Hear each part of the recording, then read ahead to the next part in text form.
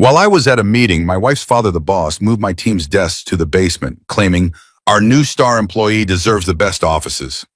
When I got back and saw my team upset, I just smiled and said, "Pack your bags." My boss had no idea what was coming. The elevator doors opened with a hollow ding that echoed differently than I remembered. Something was wrong. I could feel it in the air before I could name it. That electric tension that precedes revelation. The kind that makes your skin prickle with ancestral warning. I'd been in Seattle for 3 days. 3 days of PowerPoint presentations and handshakes with venture capitalists who smiled with too many teeth. 3 days of hotel coffee and airplane wine, of pitching our software solution to people who measured worth in quarterly projections. My team had built something extraordinary, a data analytics platform that could predict market shifts with 87% accuracy. I'd left them in capable hands. Or so I thought. The office floor was too quiet. I walked past the reception desk where Marina usually sat, her headset perpetually tangled in her dark curls, but her desk was empty. The ergonomic chair I'd fought procurement for 3 months to get her sat abandoned, still adjusted to her height. My footsteps on the polished floor sounded too loud, like walking through a cathedral after everyone's gone home. The glass doors to our suite were propped open. That was the first concrete wrong thing. We never propped those doors. Security protocol, client confidentiality. I'd written that policy myself, back when this company was 12 people working out of a converted warehouse. Before the acquisition, before everything got complicated by marriage and equity and family politics. I pushed through and stopped. Gone. Every desk, every monitor, every carefully curated succulent plant and motivational poster. The standing desks I'd requisitioned. The collaborative workspace we designed together, my team and I, spending a weekend with pizza and paint samples, choosing a slate blue that was calming but energizing. All of it vanished. The space looked like a crime scene after the evidence has been removed. Just outlines and absence and the ghost of what was. "Mr. Harrison?" A voice behind me, Jenkins from facilities, holding a clipboard like a shield. He wouldn't meet my eyes. "Where," I said slowly, "is my team?" He cleared his throat, adjusted his glasses. Did that thing people do when they're about to deliver news they know will detonate. "There was a reorganization while you were away. Mr. Castellano." "My father-in-law," I corrected, tasting bitterness, "gave an order." Jenkins nodded miserably. The new director needed the space for his team. They're working on the Meridian account, and Mr. Castellano felt that given the revenue projections. "Where's my team, Jenkins?" He pointed to the emergency stairwell. "Basement level, B2. They moved everything yesterday." The basement. I stood there processing that word. The basement, where we stored old servers and archived files and broken furniture waiting for surplus auction. The basement, with its flickering fluorescent lights and concrete walls that wept condensation. The basement, where we'd exiled the IT infrastructure we were phasing out. My team, my people, the ones who'd stayed late debugging code, who'd believed in the vision when everyone else called it impossible. Marina, who'd left a senior position at Google to join us. Dev, whose algorithms were being taught at MIT, even though he'd never finished his own degree. Samantha, who could spot a data pattern the way some people can smell rain coming. Lucas, fresh from Stanford, brilliant and eager and full of ideas we'd actually implemented. And Chen, my right hand, who'd been with me since the warehouse days, who'd believed in this company when it was just a pipe dream and a maxed out credit card. Relegated to the basement. I took the stairs because I needed the time, needed to think. Each flight down was a descent into something more than geography. The air grew cooler, damper. The walls changed from painted drywall to exposed concrete. The lighting went from LED panels to industrial fixtures that hummed with old ballast. B2 was at the end of a hallway that smelled like bleach and old coffee. I could hear voices before I reached the door, my team's voices, but wrong, strained. The easy laughter that usually punctuated our workspace was absent. I pushed open the door. They'd tried. God, they'd tried to make it work. Someone had strung up some of the old string lights we used to have. The desks were arranged in our usual cluster pattern, an attempt at normalcy. But you can't polish concrete walls. You can't make exposed pipes and electrical conduits look like anything other than what they are. Infrastructure, guts, the hidden underbelly nobody's supposed to see. Marina saw me first. Her face did something complicated. Relief, anger, grief, all mixed together. James. The others turned. I watched emotions flicker across their faces like shuffled cards. They'd been abandoned, that's what their eyes said, sent to the basement while I was away, unable to defend them. Everyone, I said quietly, conference room. Now. Chen gestured around at the basement. This is our conference room. There was a folding table in the corner, the kind you see at church potlucks. Someone had brought down the whiteboard, propped it against a wall streaked with ancient water damage.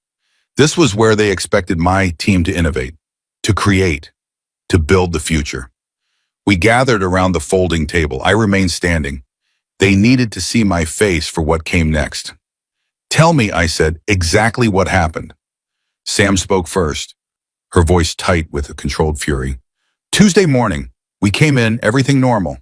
Around 10, Castellano showed up with Jenkins and a moving crew, said they needed the space.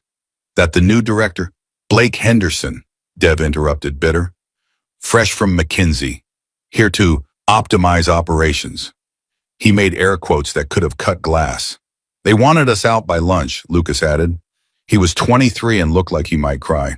We tried to call you, but Seattle's 3 hours behind, and I was in back-to-back meetings until midnight your time. I closed my eyes. I'm sorry. It's not your fault, Marina said, but her tone suggested she wasn't entirely convinced. Henderson's up there right now, Chen said, gesturing at the ceiling, in our space. With his team, they brought in new furniture, Herman Miller chairs. Those automatic standing desks that cost $4,000 each. There's a fucking espresso machine. The espresso machine detail hit differently. It wasn't just displacement. It was replacement. Upgrade, as if my team were the outdated model being stored in the basement pending disposal. And Castellano? I asked, though I could already picture it. My father-in-law in his corner office, Italian leather shoes propped on by his desk, satisfied with himself. Doing what he always did, making moves, consolidating power, reminded everyone who really ran this company. He was here for the announcement, Sam said. Stood right there where your desk used to be and said, our new star employee deserves the best offices. Henderson's going to take this company to the next level. You'll understand it's just business. Just business. The universal excuse for cruelty. The phrase people use when they want to avoid accountability for their choices. I looked at my team, really looked at them. These weren't just employees. Marina had been my coding partner at 3 a.m., teaching me Python when I only knew Java, patient with my stupid questions. Dev had talked me down from selling the company when things got hard in year 2, reminded me why we started this. Sam had worked through her father's funeral because we had a deadline, never complained, just did the work. Lucas had brought his college friends to our recruitment events, believed in us enough to stake his early reputation. Chen had co-signed my business loan when banks laughed at me, risked his own credit on my dream. They weren't in this basement because they'd failed. They were here because I'd married the boss's daughter. That thought landed like a punch. This was about me, about putting me in my place, about reminding me that no matter how much equity I had on paper, no matter what the org chart said, I would always be the son-in-law, the outsider who'd married in, the man who needed to remember where the real power lived. Pack your bags, I said. The room went very still. I watched the fear bloom on their faces. They thought I meant pack up, you're fired, the ultimate betrayal. Marina stood up, her chair scraping concrete. James, if you're about to... I held up a hand, smiled. It felt strange on my face, that smile. Foreign, but also right. Pack your bags, all of you. We're going on a trip. What? Lucas looked confused. Trust me, I said. How many vacation days do you each have saved up? They exchanged glances. Chen answered first. I've got 3 weeks, haven't taken a day off in 2 years. The others nodded similar numbers. Good. That was very good. Use them, I said, all of you, starting Monday. Put in the request tonight. James, Dev said carefully, What are you planning? I pulled out my phone, started scrolling through contacts. You'll see, but first I need to make a call. Then I'm going home to have a very interesting conversation with my wife. Because that was the other piece of this, wasn't it? Catherine must have known. She worked in marketing 3 floors up, close enough to Daddy's office that nothing happened without her awareness. She'd known they were moving my team to the basement, and she hadn't warned me, hadn't called, hadn't sent even a text message to say, heads up, things are happening. Go home, I told my team. Rest this weekend. Monday morning, check your email. And trust me, we're not done, not even close. They filed out slowly, uncertain but hopeful. Chen lingered. You have a plan, he said, not a question. I have several, I replied. Some of them might even work. He gripped my shoulder. Whatever you need.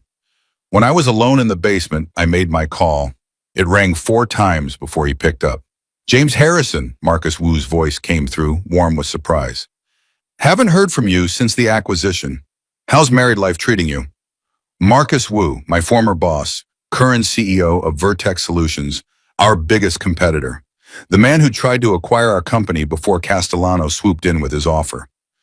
The man I'd turned down because Catherine had said, please, James, work with my father. It would mean so much to him, to us. Marcus, I said, remember that offer you made about coming to work for you? The one you turned down to join your father-in-law's company? He sounded amused. I might recall something about that. Does it still stand? A pause. I could practically hear him leaning forward in his chair, interested now. For you, always. But I thought you were equity locked for 3 years. Non-compete clause, the whole 9 yards. I smiled at the concrete wall, at the water stains that looked like maps of countries that didn't exist. There are, I said slowly, some very interesting clauses in my employment contract. Things I negotiated.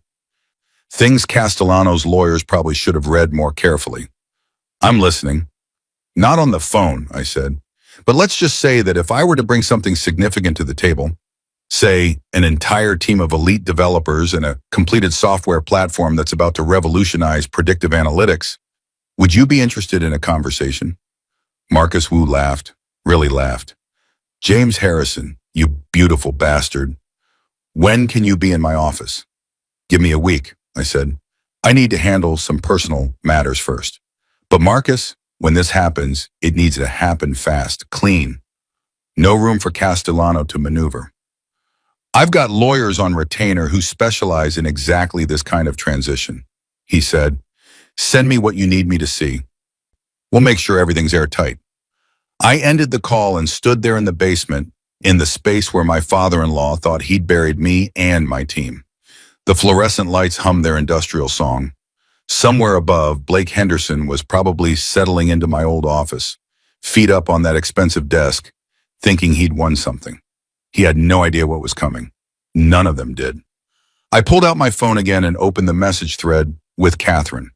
The last text was from 3 days ago, me saying I loved her, her responding with a heart emoji. So casual, so normal. The conversation of people who shared a bed and a mortgage and presumably a future. I typed, we need to talk, I'm on my way home. Then I walked to the elevator, pressed the button for the parking garage. And as I rode up from the basement, already ascending, already rising, I thought about power, real power, not the kind that comes from office size or job titles or whose last name you inherit, the kind that comes from knowing exactly what you're worth, from understanding leverage, from being willing to walk away. My father-in-law was about to learn a very expensive lesson, and my wife, well, that conversation was going to be illuminating for both of us. The elevator doors opened onto the parking garage.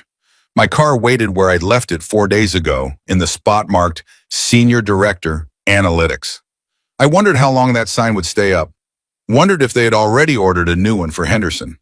I got in, started the engine, and drove toward the house I shared with Catherine, the house her father had helped us buy, with the mortgage he'd co-signed, in the neighborhood he'd recommended, driving toward the conversation that would determine everything that came next. The evening light was failing, painting Portland's skyline in shades of amber and shadow. Somewhere above me, in those glass towers, people were finishing their workdays, shutting down computers, making weekend plans. Normal life, normal concerns. My phone buzzed. Catherine, is everything okay? I didn't answer. Let her wonder. Let her sit with uncertainty for once, because everything was about to change, and she'd chosen her side when she stayed silent, when she let her father move my team to the basement and didn't warn me, when she picked family loyalty over marriage vows. I turned onto our street, saw the lights on in our house. She was home, waiting. Good. It was time to start telling the truth. The house looked exactly as I'd left it 4 days ago. Same manicured lawn that the landscaping service maintained every Thursday. Same designer mailbox that Catherine had insisted we needed. Brushed steel, minimalist, expensive. Same wrought iron gate that her father had given us as a housewarming gift. Custom made by some artisan in Florence. Everything in its place. Everything perfect. I sat in the driveway for a moment, engine idling, watching the warm light spill from our front windows. From the outside, we looked like success, like the American dream wrapped in mortgage payments and property taxes. A young couple on their way up, combining love and business, merging families and fortunes. From the outside, you couldn't see the rot. I killed the engine. The silence that followed felt significant, like the pause before a symphony's final movement. Through the living room window, I could see Catherine moving around. She was still in her work clothes. That meant she hadn't been home long. Probably stayed late at the office, the way she always did on Fridays. Happy hour with the marketing team, talking about campaigns and metrics and engagement rates, laughing over wine that came from her father's private collection. Had they talked about it? Had she sat there sipping Barolo while her colleagues gossiped about how James Harrison's team got demoted to the basement? Had she defended me? Or had she just stayed quiet, the way she was learning to do more and more lately, choosing silence over solidarity? I grabbed my bag from the trunk and walked to the door. My key turned in the lock, another thing we'd need to discuss. This house, this life, what parts of it were actually mine versus what was on loan from the Castellano family? James, Catherine's voice came from the kitchen. That you? Who else would it be? I dropped my bag in the entryway, deliberately not putting it in its usual spot in the hall closet. Small rebellion, but it felt important. She appeared in the doorway, still beautiful in that way that had first caught me 3 years ago at the industry conference in San Francisco. Dark hair pulled back in a professional ponytail, sharp blazer over a silk blouse, that smile that could sell anything to anyone. Director of marketing, youngest in the company's history, and yes, the boss's daughter. Though when we met, I hadn't known that yet. Hadn't known a lot of things. "You're home early," she said, moving toward me for a kiss. "I thought your flight wasn't until tomorrow." I let her kiss me, noted how her lips felt exactly the same as they had 4 days ago, and how everything else had changed. I caught an earlier one, wanted to get back. "How was Seattle?" "Productive." I loosened my tie, watching her face. Got some very promising commitments. The VCs loved the platform, Chen's algorithms especially. They called it revolutionary. She smiled, genuine pleasure crossing her features. "That's wonderful. We should celebrate. I was going to make pasta, but we could go out instead.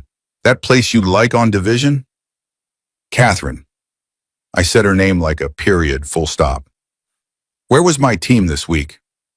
The smile froze, just for a microsecond, but I caught it. That flicker of knowledge, guilt, calculation. Then it smoothed out, replaced by confusion that was almost convincing. Almost. "Your team? They were at the office, I assume. Why?" "Which office specifically?" She moved past me into the living room, suddenly very interested in straightening the throw pillows on our couch. Her couch, technically. Wedding gift from her mother. "James, I don't understand what you're asking." "The basement, Catherine. B2, next to the old server room and the storage closet where we keep broken chairs." Her hands stilled on the pillows. "Oh, that. Oh, that." I repeated her words back to her, tasting the casualness of them, the dismissal. "My entire team got relocated to the basement while I was in Seattle, and your response is, 'Oh, that?'" She turned to face me, and now the corporate armor was coming on. I'd seen her do this in meetings, shift from person to professional, Put on that smooth mask of competent detachment. It was a business decision, James. Blake Henderson's team needed the space. They're working on the Meridian account, which is worth, I know what it's worth. I cut her off. What I want to know is why my wife didn't tell me this was happening. You were in saddle, Paul. There was no point in distracting you. Distracting me. I laughed, sharp and humorless. My team getting demoted, displaced, humiliated. That's a distraction. It's not a demotion, she said, and her voice took on that patient tone she used when she thought I was being unreasonable. It's a reorganization. Temporary, just until they finish the build-out on the third floor. Dad's planning to— Your father, I interrupted again, move my people to the basement to make room for his new golden boy, to put me in my place, and you knew about it and said nothing. She set down the pillow carefully, precisely. That's not fair, isn't it? James, you're being paranoid. This isn't about you. It's about maximizing resources. Henderson's team is larger. They need more space, and yes, the Meridian account is the company's priority right now. Your platform is brilliant, but it's not revenue generating yet. You know how business works. I know how your father works, I said quietly. I know power plays when I see them. Her face hardened. Is that what you think this is? Some kind of vendetta? You tell me. I pulled off my tie completely, draped it over the back of a chair. You're in those meetings. You sit 20 feet from his office. You hear things.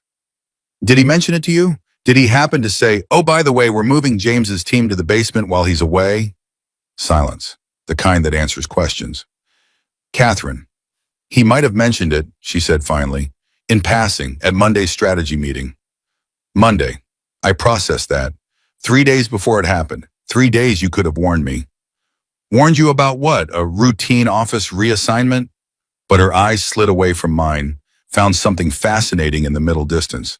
I sat down on the arm of the couch, suddenly exhausted. When we got married, I said slowly, you told me it wouldn't be like this. You promised that working together wouldn't compromise us, that you'd never let family politics affect our relationship. And I haven't, she said, defensive now. James, you're blowing this completely out of proportion. So your team moved offices. It happens. In a month, maybe 2, they'll move back up. Or to an even better space. Dad's already talking about the 3rd floor renovation. I don't care about the 3rd floor. I stood up again, needing to move. I care that my wife knew this was happening and chose not to tell me. Chose her father's company over her husband. That's not what I did. Her voice rose. God, James, not everything is about choosing sides. Sometimes it's about being professional, about understanding that business is business and personal is personal, and the two don't always. We work for the same company. I was shouting now, couldn't help it. The same company your father runs like a fiefdom.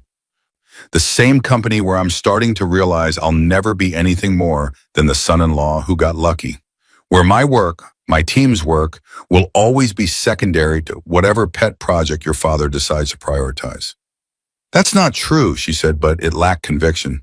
Isn't it? Tell me honestly, Catherine. When your father talks about the company's future, about succession planning, about who's going to take over when he retires, does my name ever come up? Or is it always Blake Henderson? Or someone like him? Someone who isn't family, but also isn't me? She didn't answer. That was answer enough. I walked to the window, looked out at our neighborhood. Houses just like ours, filled with couples just like us, probably having arguments just like this one.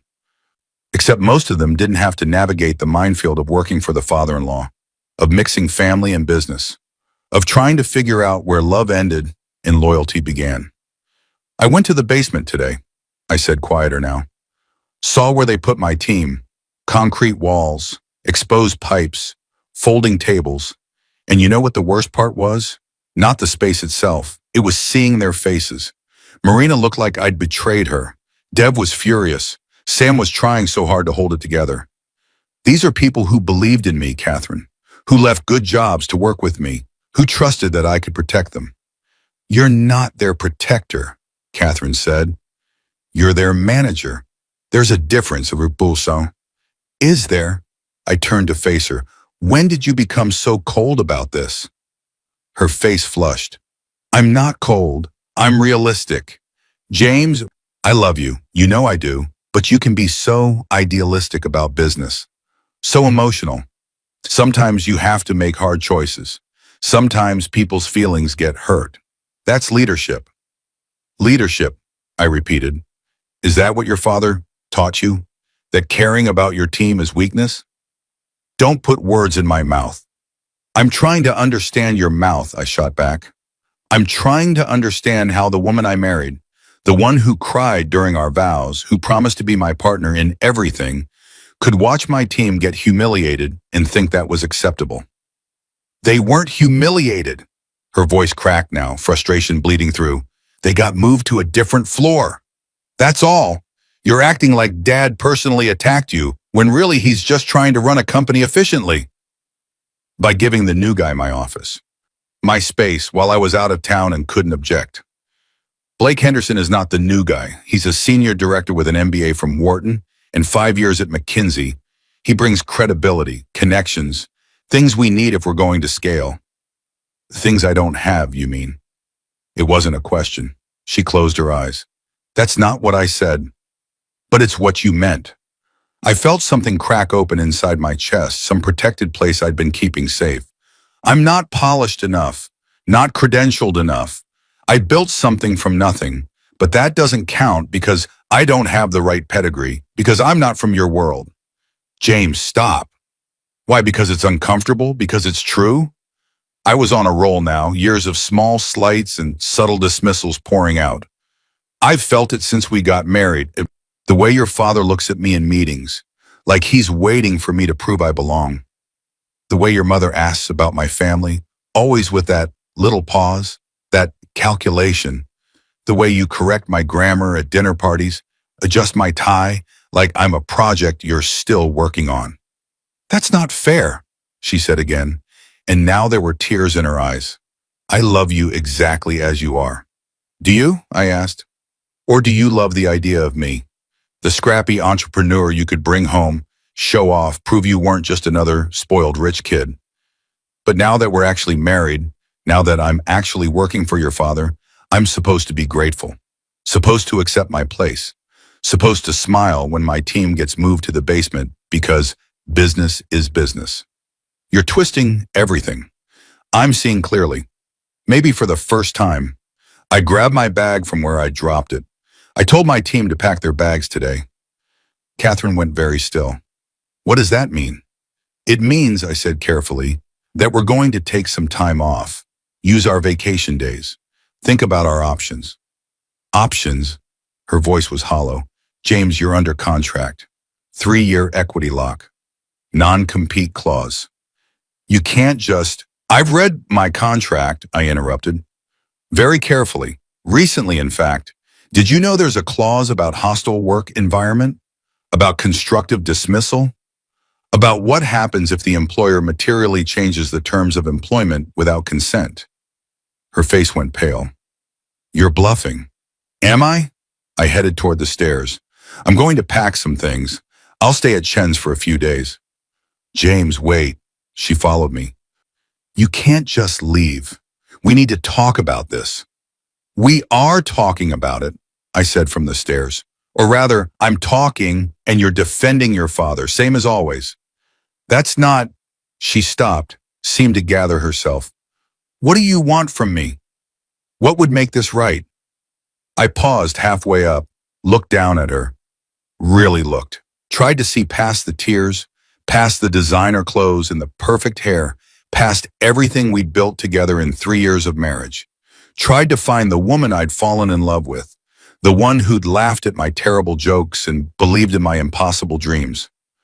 I want, I said slowly, to know that you're on my side, that when your father makes moves against me, you don't stay silent, that you value our marriage more than your position in the company. I do value our marriage. Then prove it. I continued up the stairs. Come with me to Chen's. Walk away from your father's company. Be my wife instead of his daughter. I heard her sharp intake of breath. You can't ask me to choose. I'm not asking, I called back. I'm telling you that you already chose. 3 days ago when you didn't pick up the phone. In our bedroom, still beautiful, still perfectly decorated with furniture her mother had helped select, I pulled out a suitcase, started filling it with clothes, toiletries, the things you need when you're leaving but not quite gone. Not yet. Catherine appeared in the doorway. My father is going to be furious. Let him be. I folded a shirt, placed it carefully. I'm done managing his emotions. He could ruin you. Blackball you in the industry. You know he has those connections. I smiled at that. Let him try. She watched me pack in silence for a moment. Then, you've already done something, haven't you? This isn't just anger. You have a plan. Smart woman. That's why I'd married her. I have, I said. Several plans, actually. James, please, don't do anything rash. Let me talk to Dad. I can smooth this over. We can fix this. Can we? I zipped the suitcase closed, turned to face her. Catherine, I need you to hear me. Really hear me. Your father moved my team to the basement as a power play, to remind me who's in charge, to put me in my place, and I am done being put in places. So what? You're just going to burn everything down? Destroy your career over an office reassignment? I'm going to, I said carefully. Take control of my own professional destiny. And if that scares you, if that makes you choose between me and your father, then I guess we'll both learn something important about our marriage. I carried my suitcase downstairs. She followed, crying now, mascara running in those perfect tragic lines down her cheeks. I love you, she said at the door. I love you too, bye, I replied, in Manhattan. But love isn't enough anymore. Not when you won't stand up for us. I walked to my car, loaded the suitcase. She stood in the doorway, backlit by our beautiful home, looking like every wife who'd ever watched a husband leave, looking broken and beautiful and completely unaware of what she'd lost when she chose silence. I drove to Chen's apartment across town, through Friday evening traffic, past restaurants where couples were starting their date nights, past bars where friends gathered for happy hour, normal people living normal lives, untangled from family businesses and power plays in the complicated mathematics of marriage. Chen opened his door before I could knock. I made up the guest room, he said, and I ordered Chinese. Figured you'd need food. How did you know I'd come here?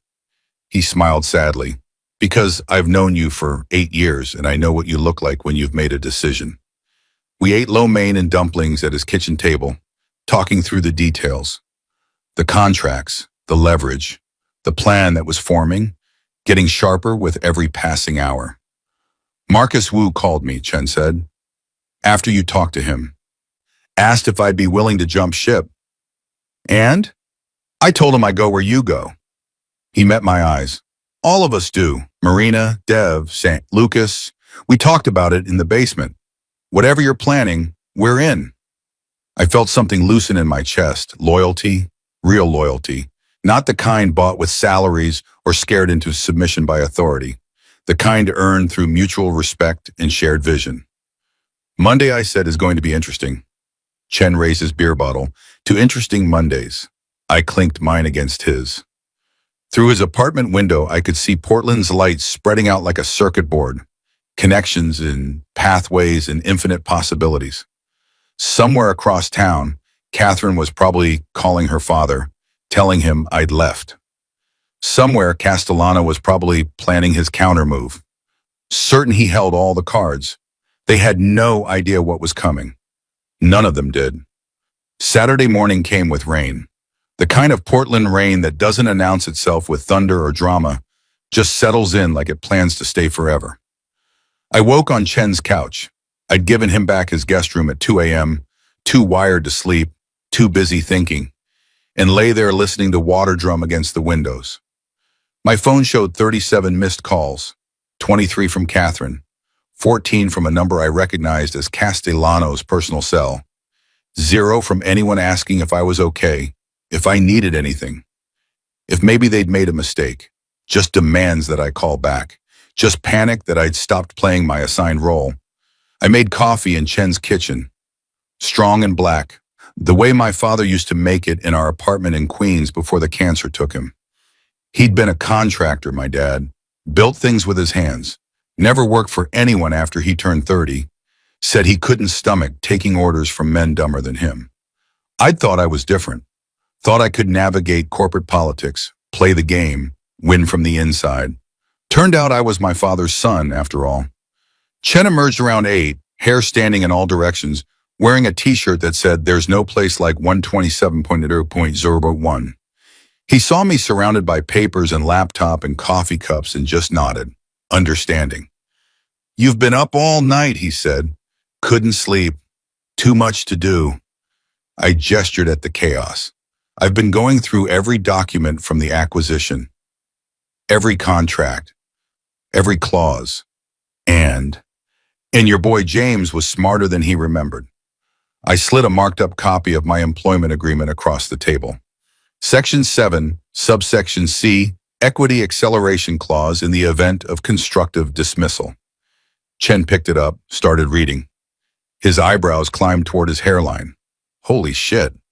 It gets better. Section 12 defines constructive dismissal as any material change in reporting structure, compensation, or working conditions without employee consent.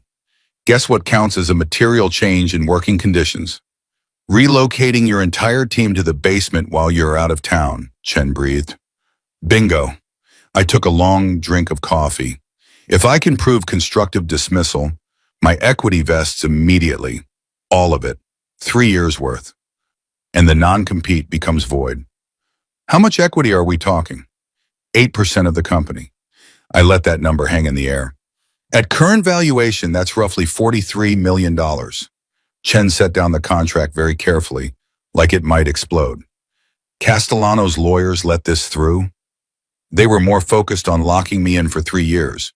Probably thought the constructive dismissal clause would never apply. After all, why would they ever create hostile conditions for the son-in-law? I laughed without humor. They underestimated how much he'd need to remind me who's in charge. "This is leverage," Chen said slowly. "Real leverage. You could force a buyout, force them to pay you to leave." I could. I pulled out another document. Or I could do something more interesting. This one was the original acquisition agreement, the one Castellano had signed when he bought my startup 2 years ago. I'd read it 100 times back then, negotiated every point, thought I'd protected myself. But I'd been in love with his daughter and drunk on the idea of resources and scaling and finally having enough capital to build the platform I dreamed about. I'd missed things, or rather, I'd let Catherine convince me they didn't matter. Section 23, I said, pointing. Intellectual property assignment. It says any IP developed using company resources belongs to the company. Standard clause. Okay.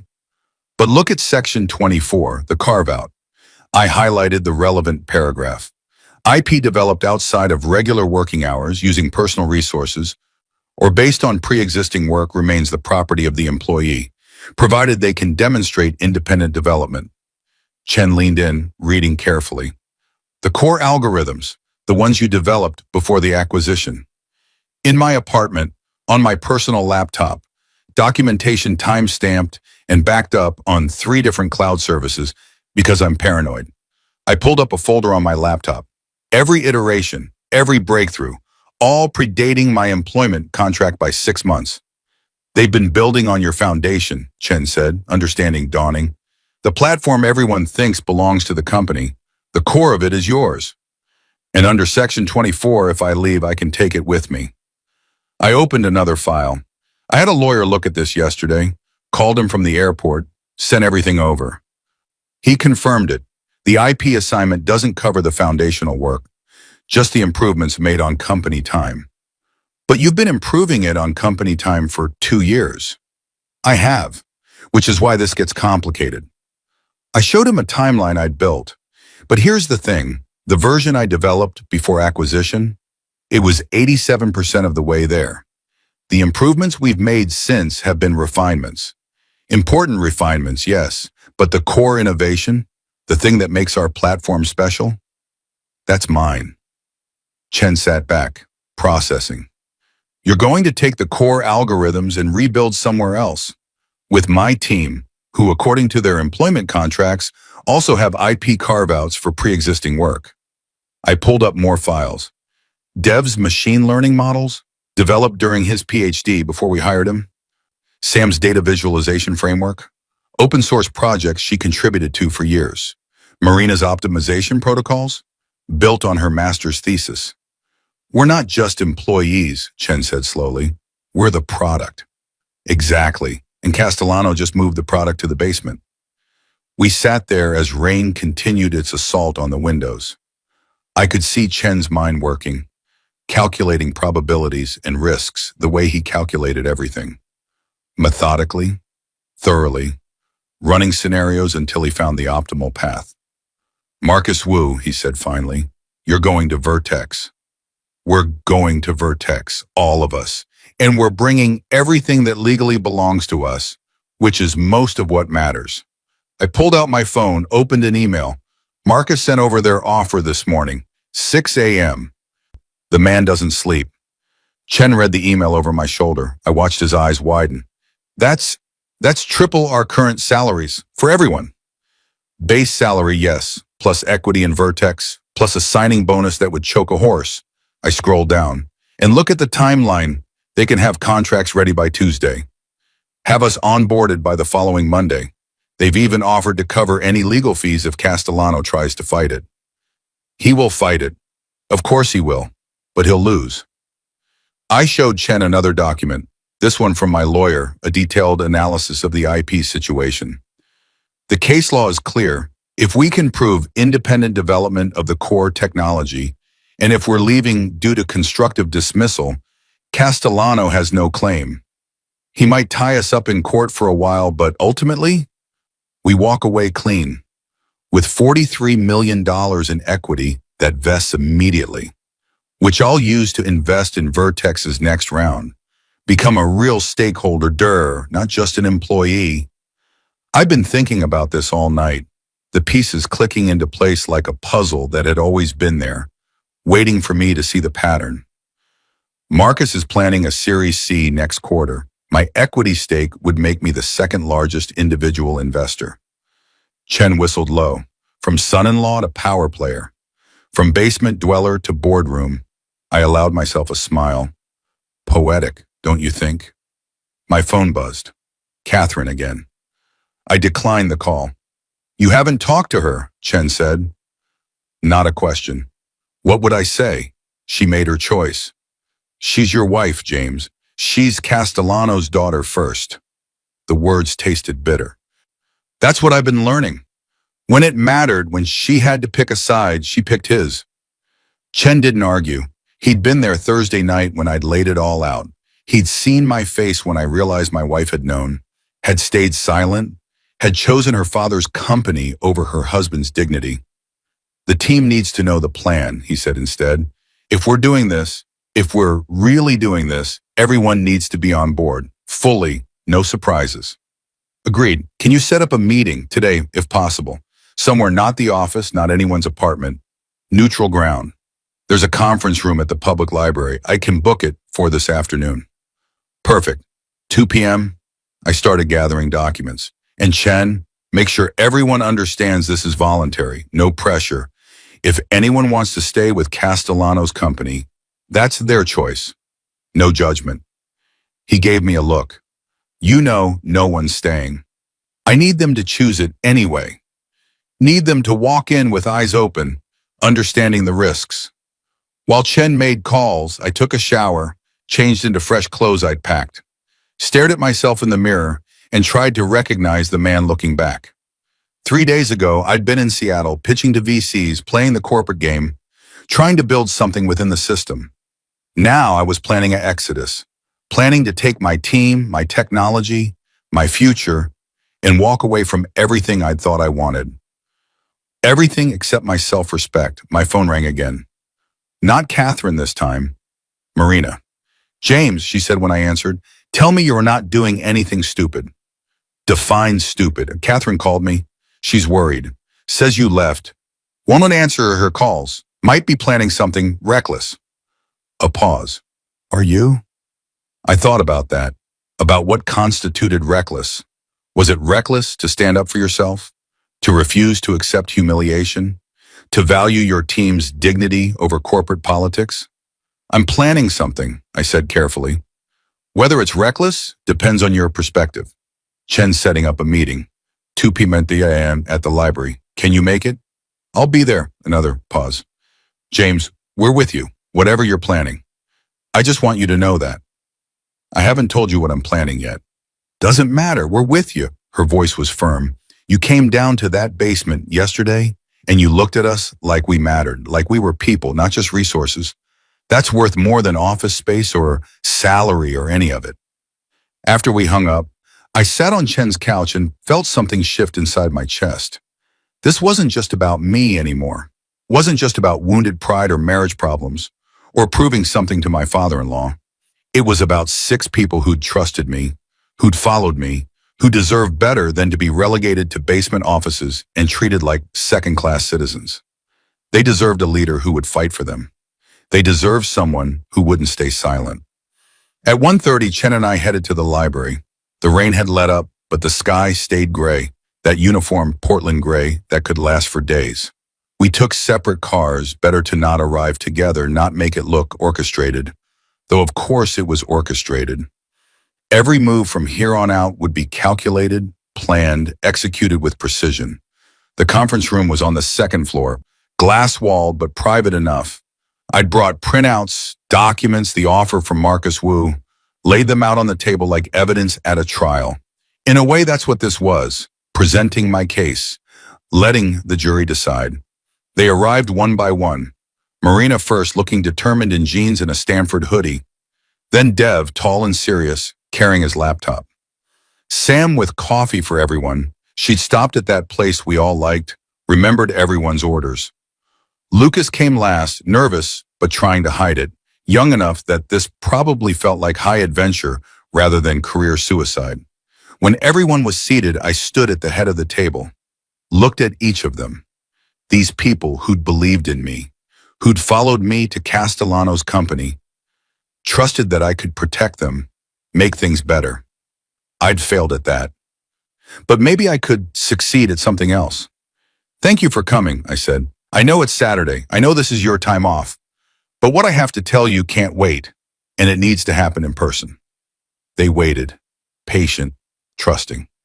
Thursday, when I came back from Seattle and saw what they'd done to us, I told you to pack your bags. I'm here to tell you where we're going. I distributed copies of the Vertex offer, watched their faces as they read, saw shock turn to understanding, turn to something like hope. Marcus Wu wants all of us, I continued. Not just me, not just Chen, everyone. And he's willing to pay significantly above market rate to make it happen. This is triple my salary, Lucas said, voice awed. It is, plus equity, plus signing bonuses. Plus, and this is important, legal protection if Castellano tries to enforce non-competes. I pulled out the employment contracts, the IP analysis, the constructive dismissal documentation. I've had lawyers review our situation. The short version is, we can leave, cleanly, legally, and we can take our core technology with us. How, Dev asked. The acquisition agreement has loopholes, I finished, big ones, IP carve-outs for pre-existing work, which it turns out covers most of what makes our platform special. I walked them through it, every detail, every clause, every piece of leverage we had. They listened, asked questions, smart questions, the kind that showed they were really thinking this through. What about Catherine? Marina asked finally. The question I'd been dreading. Catherine, I said carefully, is my wife. But she's also Castellano's daughter, and when the choice came, she chose her father's company. That's something I have to deal with. But it doesn't change what's right for you, for your careers, for your futures. It changes things for you, though, Sam said softly. This is your marriage. It is. And maybe leaving will end it. Maybe staying would end it too, just slower. Either way, I had to stop, swallow past something in my throat. Either way, that's my problem, not yours. I'm not asking anyone to sacrifice their career for my marriage troubles. You're asking us to burn bridges with Castellano, Deb pointed out. That's not nothing. He's connected, influential. He could make it hard for us. He could try, I acknowledged, But here's what I know. We're good at what we do. Really good. Marcus Wu knows that. Other companies know that. And if we succeed at Vertex, when we succeed, Castellano's opinion won't matter. Silence fell. I could hear rain starting again outside, gentle against the windows. I need to know, I said, who's in, not because I need an answer today, but because if we do this, we do it together. All of us or none of us. I won't tear this team apart. Chen spoke first. I'm in. Was in from the moment you walked into that basement yesterday. Marina nodded. Me too. I didn't leave Google to sit in a basement. In, Dev said simply. Sam looked at Lucas, who was still staring at the offer letter like it might disappear. Lucas, you're the youngest. You have the most options. Don't let us pressure you. He looked up, met my eyes. When I interviewed, he said slowly, you asked me what I wanted to build. Not what I knew how to build, what I wanted to. No one had ever asked me that before. He put down the paper. I'm in. In, Sam confirmed. I felt something release in my chest. Relief, gratitude, the weight of knowing I wasn't alone. Okay, I said. Then here's what happens next. Sunday morning, I woke to 18 new emails and the distinct feeling that I'd set something irreversible in motion. Like pushing the first domino in a chain reaction too complex to map, trusting that the pieces would fall in the right direction. Chen was already up, his apartment smelling like fresh coffee and printer ink. He'd been at it since dawn. I could tell by the stacks of documents covering his dining table, each one flagged with colored tabs, annotations in his precise handwriting.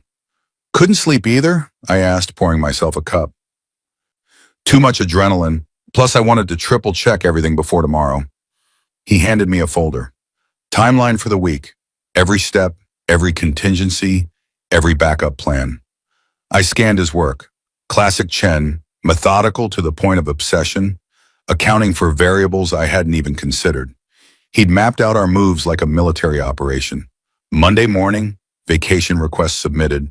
Monday afternoon, meeting with Vertex's legal team. Tuesday, contract signing. Wednesday, notification to Castellano. You have Wednesday marked as detonation day, I noted, because that's what it'll be. Chen pulled up a chair, his face serious in the gray morning light. James, once we give notice, there's no going back. Castellano will lose his mind. Catherine will, he stopped, diplomatic. Catherine will choose her father, I finished. She already has. My phone buzzed, bone. Speaking of, another text from her. The messages had evolved over the weekend from worried to angry to pleading. This one read, your mother-in-law is having her 60th birthday dinner tonight. She's expecting us. Please don't make this worse. I stared at that message. Maria Castellano's birthday. I'd forgotten completely. Or maybe I'd deliberately not thought about it. The image rose unbidden. Her elegant house in the West Hills, the catered dinner, the family gathered around like something from a Renaissance painting.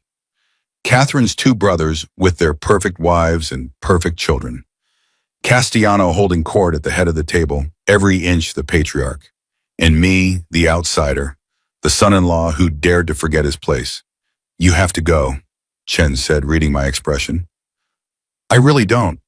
Yes, you do, because if you don't show, you're giving them ammunition.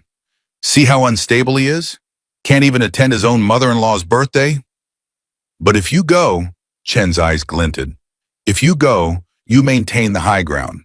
Show them you're not rattled, not guilty, just a man who had a disagreement with his employer and is handling it professionally, while planning to gut his company from the inside. They don't know that yet. Chen smiled. That's the beautiful part. You sit through dinner, smile at the right moments, toast Maria's health, and the whole time you know what's coming, you have the power, but they think they do. It's psychological warfare, and you're already winning. I considered this. The idea had a certain elegance to it, walking into the lion's den, knowing I had an escape route they couldn't see, playing the role one last time before I burned the costume. Fine, I said. I'll go, but I'm not apologizing for anything. Wouldn't expect you to. Chen returned to his documents. Just smile and let them think they've cowed you. Meanwhile, I'll finish this prep work. By Monday morning, we'll be bulletproof. The Castellano house sat behind iron gates in Portland Heights, all stone and timber and old money. I'd been here dozens of times, Sunday dinners, holidays, the occasional family crisis that required gathering the clan. Usually I came with Catherine from her hand in mine, presenting as a united front. Today I came alone. I parked next to her car. She'd obviously driven separately, not willing to wait for me or maybe not wanting to ride together. The symbolism wasn't lost on me. We were already dividing our lives, separating our movements, preparing for the inevitable split. Inside, I could hear voices, laughter. Through the windows, I caught glimpses of the gathering. Maria in a navy dress, accepting gifts. Castellano in his element, commanding attention without trying. Catherine's brothers, Marco and Tony, in their standard uniform of expensive casual, designer jeans, tailored shirts, watches that cost more than cars. I took a breath and rang the doorbell. Catherine answered. She looked exhausted, dark circles under her eyes despite the makeup, tension in her shoulders. We stared at each other across the threshold. Years of marriage and 3 days of silence, creating a gulf neither of us knew how to bridge. "You came," she said finally. "It's your mother's birthday." "I didn't think you would." "After," she stopped. Behind her I could hear someone calling her name. "We should talk, later, after dinner." "Okay." She let me in. The house smelled like it always did. Expensive candles and old wood, in the particular scent of wealth that's been accumulating for generations. Maria spotted me immediately, her face brightening in that way that made me remember why I had liked Catherine's mother. Why I'd thought maybe I could belong in this family. "James, darling." She came over, kissed both my cheeks, European style, a habit from her childhood in Milan. "I'm so glad you're here. Catherine said you were tied up with work." "Wouldn't miss it," I said, handing her the gift I'd grabbed this morning. A first edition Calvino I'd found months ago, knowing she collected Italian literature. "Happy birthday, Maria." She opened it there in the foyer, her delight genuine. "Oh, James, the Baron in the Trees. I've been looking for this translation." "How did you—" "I have my sources." I managed a smile. Castellano appeared, scotch in hand, his presence filling the hallway like weather. He looked at me the way you'd look at a dog that had misbehaved, disappointed but not surprised. "James," he said, just my name. A statement, an accusation, a challenge. "Sir." I met his eyes, refused to look away first. The moment stretched. I could feel Catherine tense beside me, could sense the whole party's attention shifting to this interaction. This test of wills, Maria broke it. "Come everyone, dinner's ready. James, you sit next to me. I want to hear all about Seattle." We moved into the dining room where the table had been set for 16. Crystal and china and enough silverware to suggest multiple courses. I found myself between Maria and Catherine's sister-in-law Emma, who was pleasant and chatty and had no idea she was sitting next to a man planning corporate warfare. Castellano took his position at the head of the table. Catherine sat to his right, significant placement, I noted, his favored child. His successor, probably, though he'd never admit that the company might one day pass to a woman. The brothers sat opposite, Tony directly across from Catherine, Marco next to him.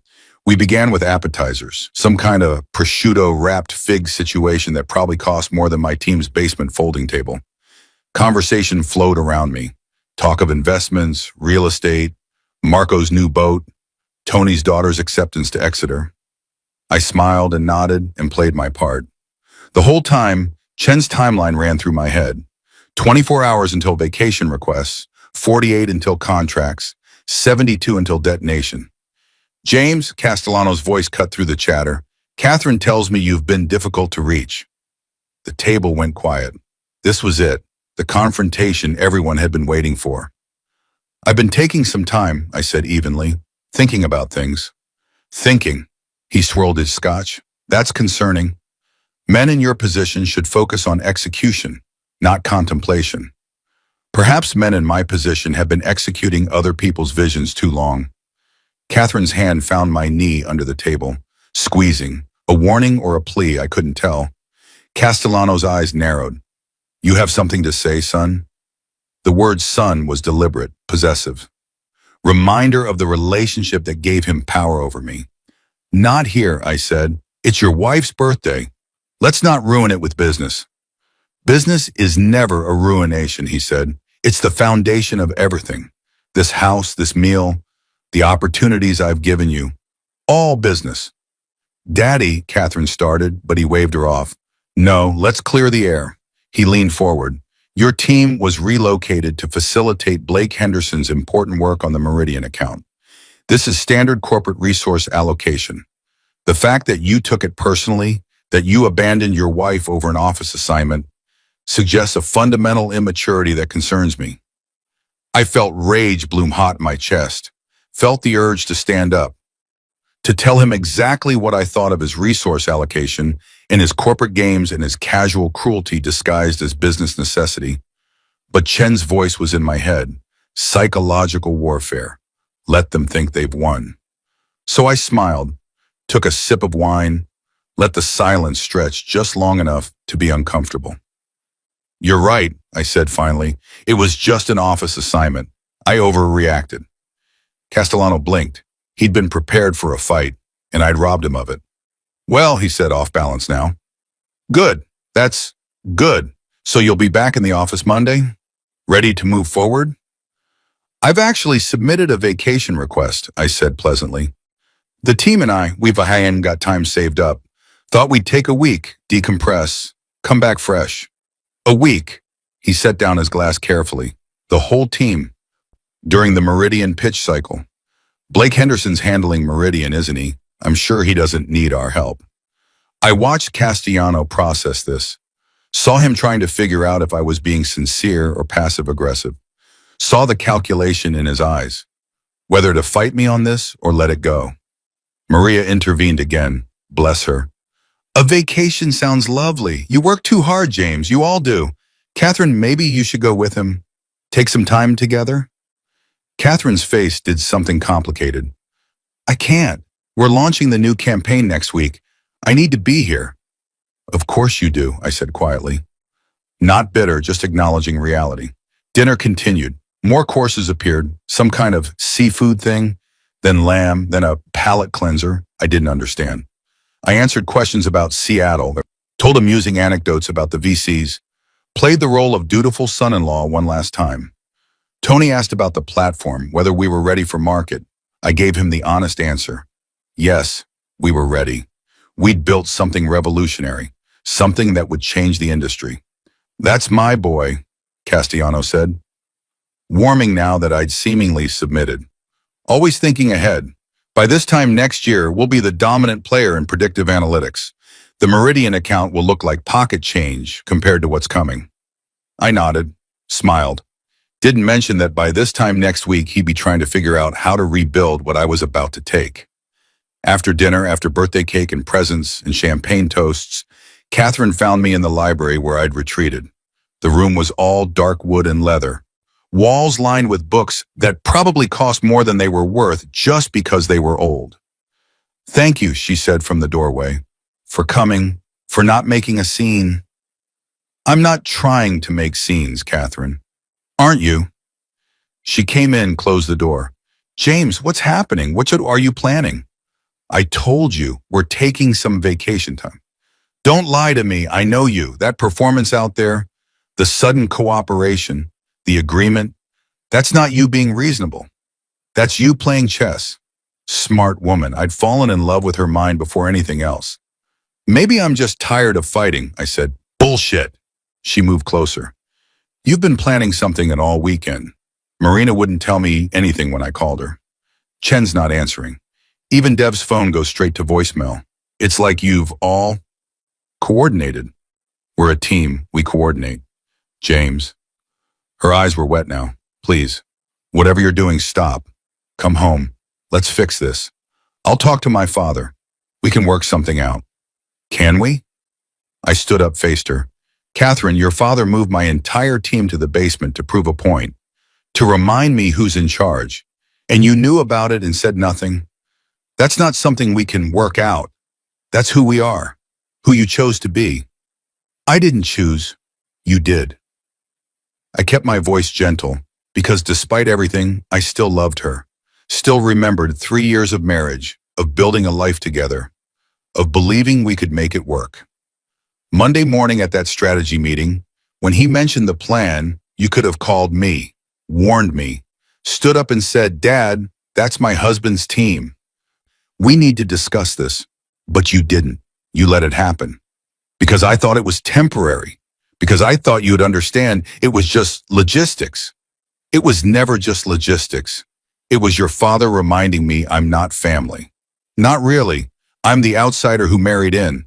And when it counted, you agreed with him. She was crying now, mascara running, hands shaking. So what? You're just giving up on us, on everything we built? I'm not giving up. I'm waking up. I moved past her toward the door. I love you, Catherine, but I love myself more, and I deserve a partner who stands with me, not behind her father. James, wait. But I was already in the hallway, already moving toward the exit. Behind me, I heard her sob, heard someone, Maria probably, asking what was wrong. Heard Castellano's heavy footsteps. His commanding voice demanding to know what I'd said to upset his daughter. I didn't stop, kept walking through that beautiful house with its beautiful things, walking away from the life I'd thought I wanted, walking towards something unknown, but mine. Outside, the rain had started again. I sat in my car for a moment while hands on the wheel, breathing through the adrenaline and grief and electric anticipation. My phone buzzed. "Chen, how'd it go?" I typed back, "Perfect. They think I've submitted. No idea what's coming. Good. Everything's ready for tomorrow. Get some sleep. You'll need it." I drove back to his apartment, through wet streets, past houses where families were settling in for Sunday night, where people were living normal lives with normal problems, where no one was planning to blow up their marriage and career and future all at once. When I got back, Chen had laid out everything for Monday. 6 vacation request forms, printed and ready to sign.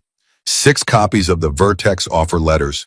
6 resignation letters, dated for Wednesday, professional and courteous and absolutely final. Last chance to back out, he said. I picked up a pen, signed my vacation request first, then each resignation letter. One signature at a time, burning the bridges I'd built, closing the doors I'd walked through. "No backing out," I said. "We're committed." He nodded, started signing his own documents. Outside, the city lights blurred in the rain. Somewhere, Catherine was probably still crying.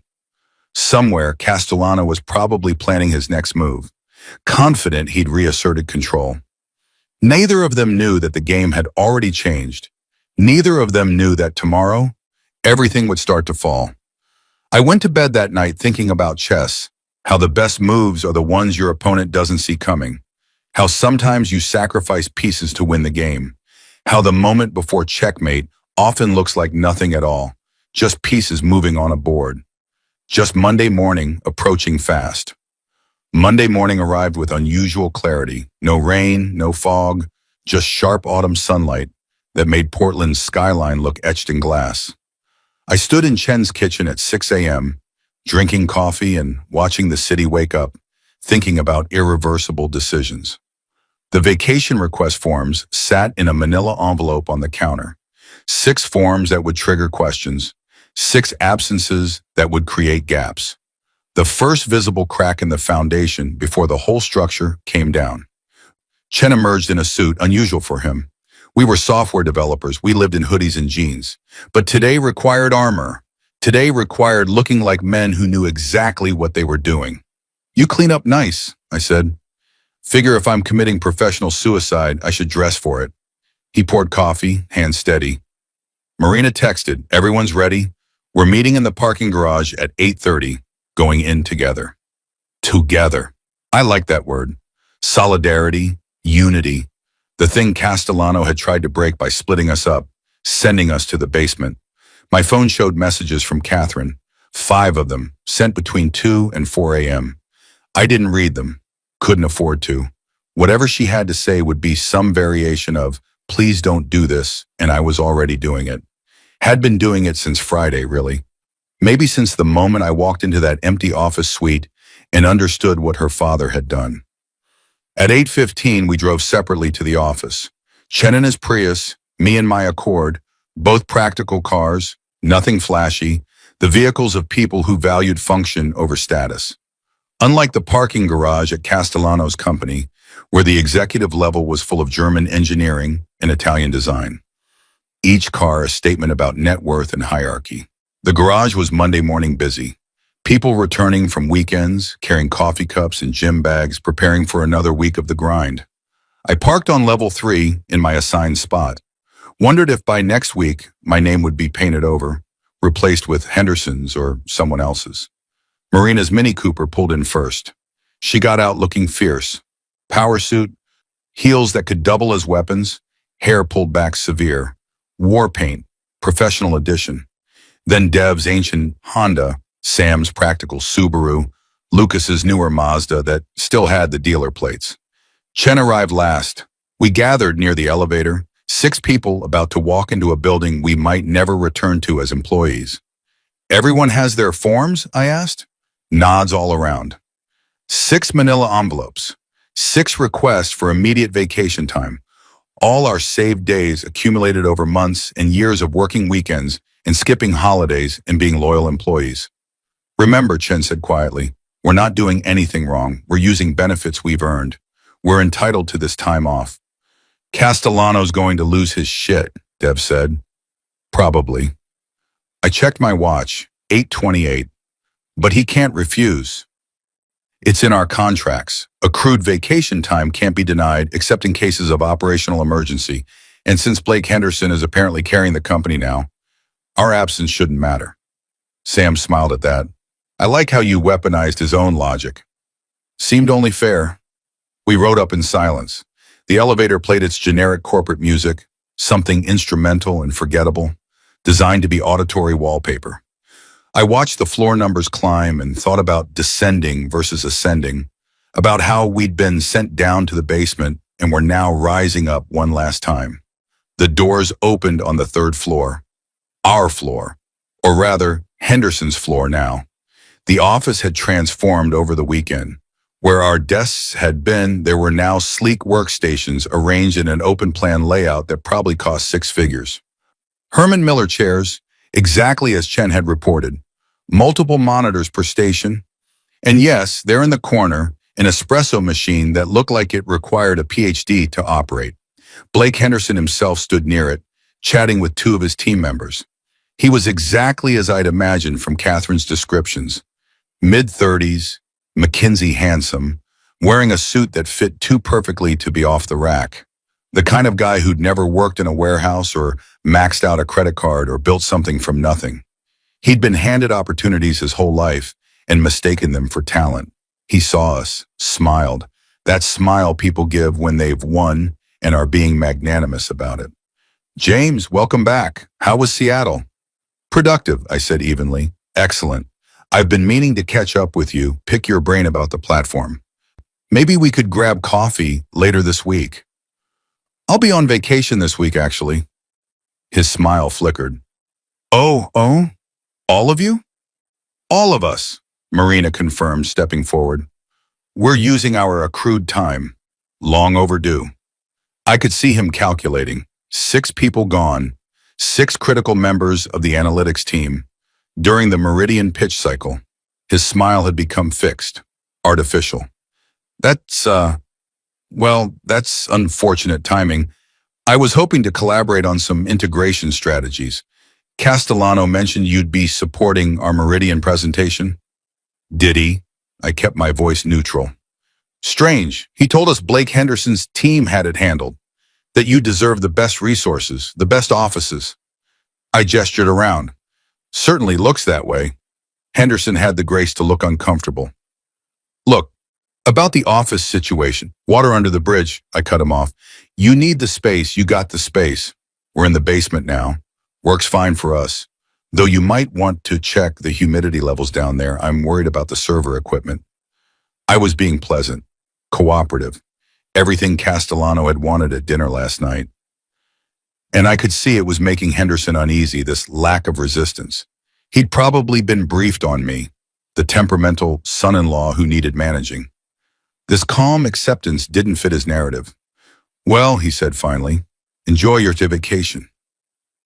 We'll catch right up when you're back. We moved past him toward HR. The department was on the fourth floor, glass-walled offices with motivational posters about teamwork and synergy. Brenda Foster, Director of Human Resources, looked up as we entered. Her smile was professional, but I caught the quick widening of her eyes. 6 people, 6 vacation requests. The math wasn't hard. Morning, and I said, placing my envelope on her desk. Vacation request, using my accrued time starting today. The others followed suit. 6 envelopes landing one by one. Marina, Dev, Sam, Lucas, Chen. Brenda picked up the first one, mine, and scanned it. I watched her face process the implications. 2 weeks of vacation, effective immediately. Then she opened the others. Same story, multiplied by 6. This is highly irregular, she said slowly. Simultaneous leave for an entire team. Nothing in the employee handbook prohibits it, Chen said. He'd memorized the handbook, naturally. Section 4.2 states that vacation requests must be submitted in writing and approved unless there's an operational emergency. Is there an operational emergency? No, but then these should be approved. I kept my tone pleasant, reasonable. We've all accrued this time legitimately. Some of us haven't taken a vacation day in 2 years. We're just exercising our contractual rights. Brenda set down the forms, looked at each of us in turn. She wasn't stupid. She knew something was happening. Could probably sense the tension, the coordinated nature of this move. I need to discuss this with Mr. Castellano, she said. Of course, we'll wait. She made the call. I heard her side of the conversation, professional, measured, explaining the situation. Then silence as she listened. I could imagine Castellano's response. Could picture his face, the anger building as he understood what we were doing. When Brenda hung up, her expression was carefully neutral. Mr. Castellano would like to see you, all of you. Conference room A. Now, we followed her down the hall. The conference room was one of those glass boxes that was supposed to promote transparency, but really just meant everyone could watch your humiliation. Castellano was already there, standing at the head of the table. Catherine sat to his right. She must have been in an early meeting. Her face when she saw me was pure anguish. Sit, Castellano said. Not an invitation, a command. We remained standing, his jaw tightened. I said sit. We prefer to stand, I replied. This won't take long. You're right about that. He planted his hands on the table, leaning forward. Because I'm denying these requests, all of them. You want vacation time? Submit requests through proper channels with 2 weeks' notice. This coordinated stunt isn't a stunt, I interrupted. It's 6 employees exercising their contractual rights. Rights that are clearly defined in the employee handbook, which I assume you've read. Don't quote the handbook at me, boy. I wrote it. Then you know section 4.2. You know you can't deny accrued vacation time without operational cause. And since Blake Henderson's team is apparently handling everything important now, our absence shouldn't create any operational issues. I watched him realize he was trapped. His own moves, promoting Henderson, giving him our office, declaring him the star employee, had created the conditions that made our departure possible. He declared us non-essential. Now we were proving him right. This is about the office reassignment, he said. You're throwing a tantrum because your feelings got hurt. This is about 6 people taking the vacation time they've earned. Nothing more. Bullshit. He slammed his hand on the table. You're trying to sabotage the Meridian pitch. You're using these vacation days as leverage, trying to force me to, what, move you back upstairs, give you a raise? What's your play here, James? I met his eyes, let the silence stretch.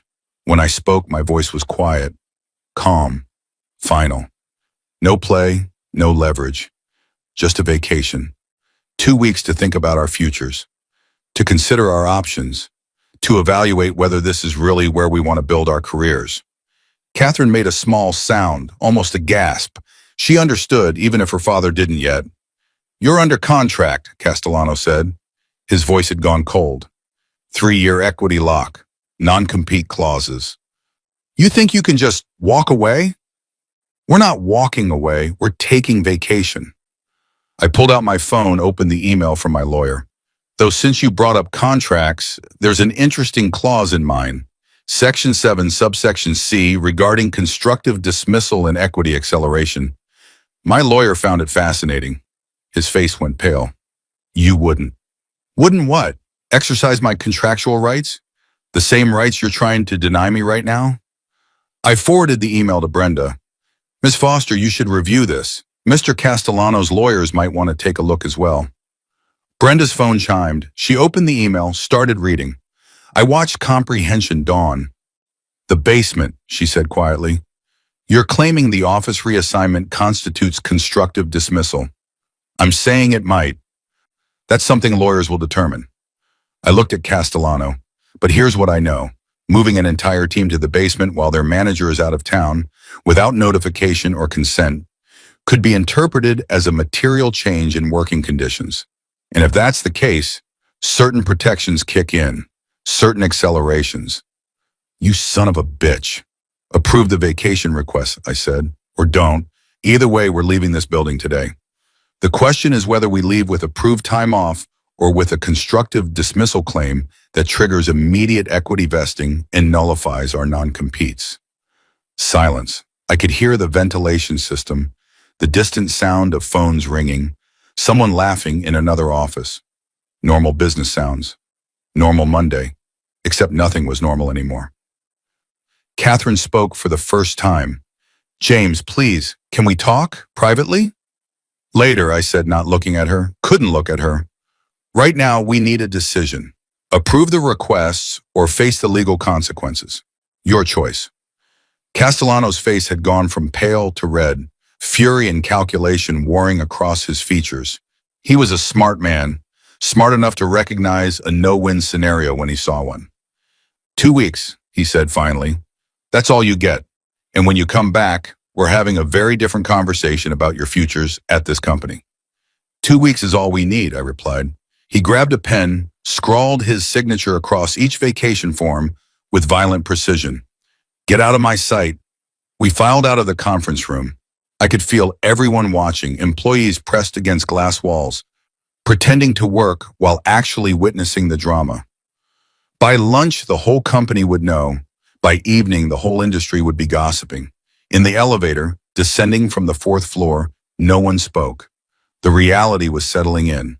We'd done it. Crossed the line. There was no going back now. The doors opened on the parking garage. We stood in a circle, 6 people who'd just changed their lives. So, Lucas said finally, we're really doing this.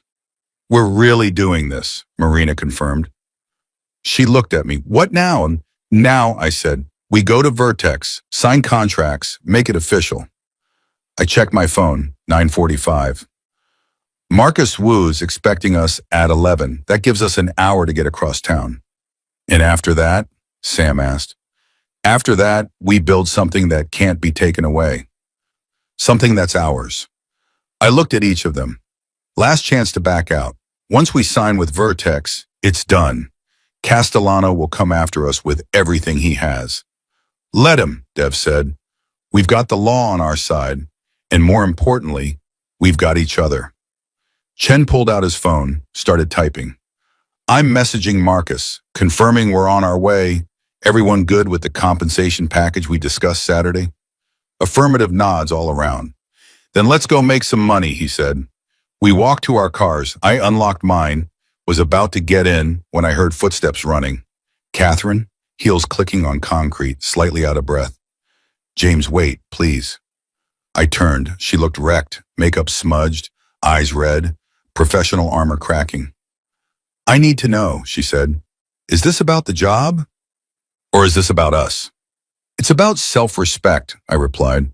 Something I've been trading away in small pieces, trying to make this work. Trying to be good enough for your family. For you. You are good enough. You always were. But I had to prove it.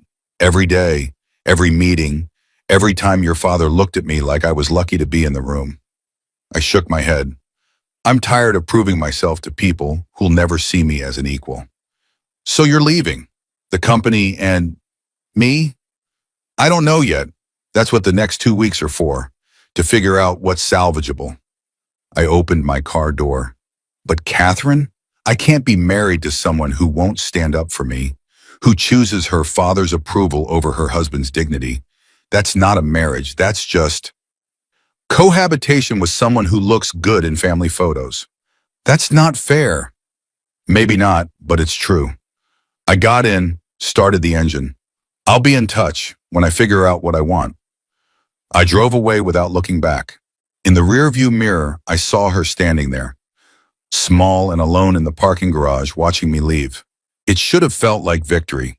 It felt like grief, but I kept driving toward Vertex, toward Marcus Wu and contracts, and a future that was uncertain but mine.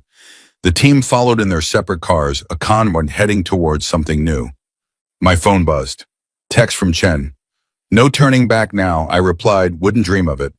The sun was bright on the windshield. Monday morning traffic was heavy but moving.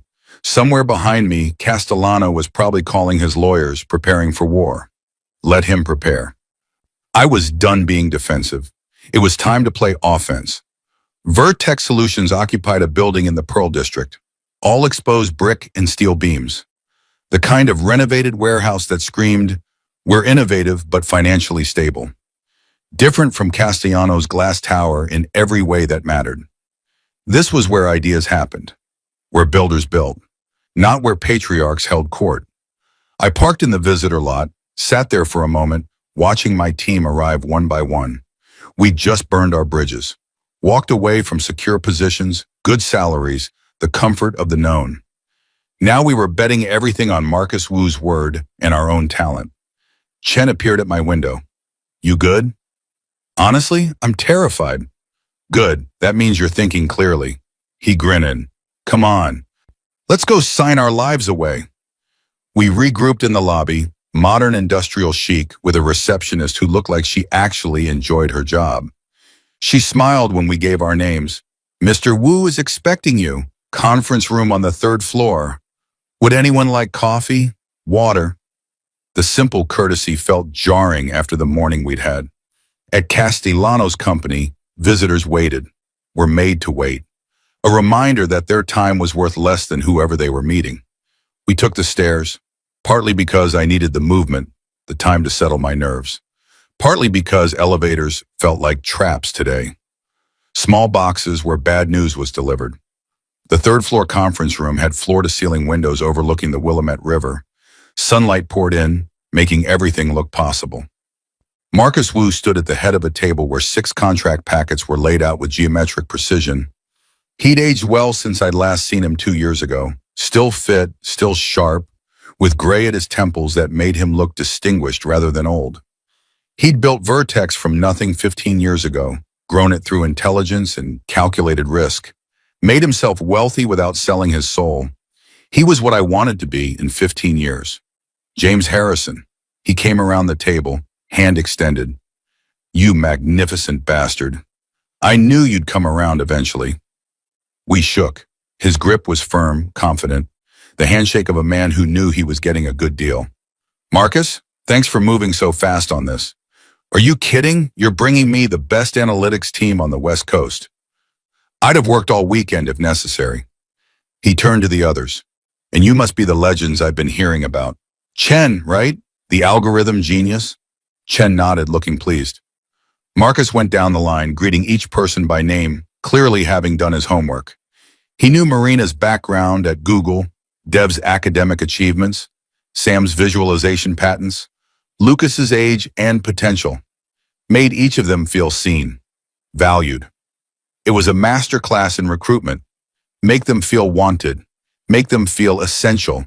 Make them understand that this isn't just a job, it's a mission they're being invited to join. Please sit. Marcus gestured to the chairs. I know you've had a hell of a morning. Catherine Castellano called me at 9:15, by the way. Wanted to know if I'd been poaching her father's employees. My stomach dropped. What did you tell her? That I've been in discussions with James Harrison about potential opportunities, and that what he does with his career is his business, not hers. He smiled. She didn't like that answer. Said her father would be calling his lawyers. He already is, I said. We need to make sure we're protected. Way ahead of you. Marcus opened a folder. I've got 3 attorneys on retainer who specialize in exactly this kind of transition. They've reviewed every contract, every non-compete, every equity agreement. The short version? You're clean. The constructive dismissal claim is solid. The IP carve-outs are airtight. Castellano can bluster all he wants, but he doesn't have a legal leg to stand on. Relief washed through me. You're sure? Positive. In fact, he slid a document across the table. This is a preemptive cease and desist we'll be sending to Castellano's legal team. Basically tells them that any attempt to enforce non-competes or prevent you from working here will be met with immediate legal action for constructive dismissal, hostile work environment, and about 6 other torts my lawyers got creative with. Chen picked it up, started reading. His eyebrows climbed. This is aggressive. I believe in overwhelming force, shock and awe. Marcus leaned back. Here's how I see it. Castellano thought he could bury you, remind you of your place. What he didn't count on was you having options, having value assume elsewhere, having the balls to walk away. It wasn't just balls, I said. It was having the right team. People who trusted me enough to jump without knowing where we'd land. Which is exactly why I want you all here. Marcus stood, started pacing. He was a pacer, I remembered. Thought better in motion. Let me tell you what Vertex is building. We're not just another analytics company. We're developing a comprehensive platform that integrates AI-driven insights with real-time market data. We want to democratize advanced analytics, make tools that only Fortune 500 companies can afford accessible to mid-market firms. He pulled up a presentation on the screen. Charts, projections, market analysis. Currently, we're strong in financial services, but we're weak in predictive modeling. That's where you come in. He clicked to a new slide showing the technical architecture. James, your platform, the one you built before Castellano acquired it, that's exactly what we need. The core algorithms, the machine learning models, the visualization framework. Combined with our existing infrastructure, we could launch something unprecedented within 6 months. 6 months is ambitious, Dev said. It is, but I've seen what you can do. Chen's algorithms are already being taught at MIT. Sam's visualization work won a patent. Marina's optimization protocols are industry-leading. And James, he looked at me. You built something revolutionary in a warehouse with maxed-out credit cards. Imagine what you could build with real resources. It was seductive. The vision, the resources, the respect. Everything Castellano had promised but never delivered. What's the equity structure? Marina asked. Always practical. Marcus clicked to another slide. Standard for senior technical staff is 0.5% to 1%, vesting over 4 years. But you're not standard. I'm offering each of you 2% with a 1-year cliff in accelerated vesting if we hit certain milestones. I did the math quickly. 2% of Vertex at current valuation was roughly $8 million each. If the company grew the way Marcus projected. And for James, Marcus continued, I'm offering 5% plus the option to invest his Castellano equity when it vests, which given the constructive dismissal claim should be immediate. 5% plus my $43 million from Castellano. I could become one of the largest individual shareholders in Vertex, not an employee playing at ownership, an actual stakeholder with real power. There's a catch, I said, because there's always a catch. Smart man, yes, there's a catch. Marcus sat down, serious now. Castellano's going to fight dirty. He'll try to claim you stole IP.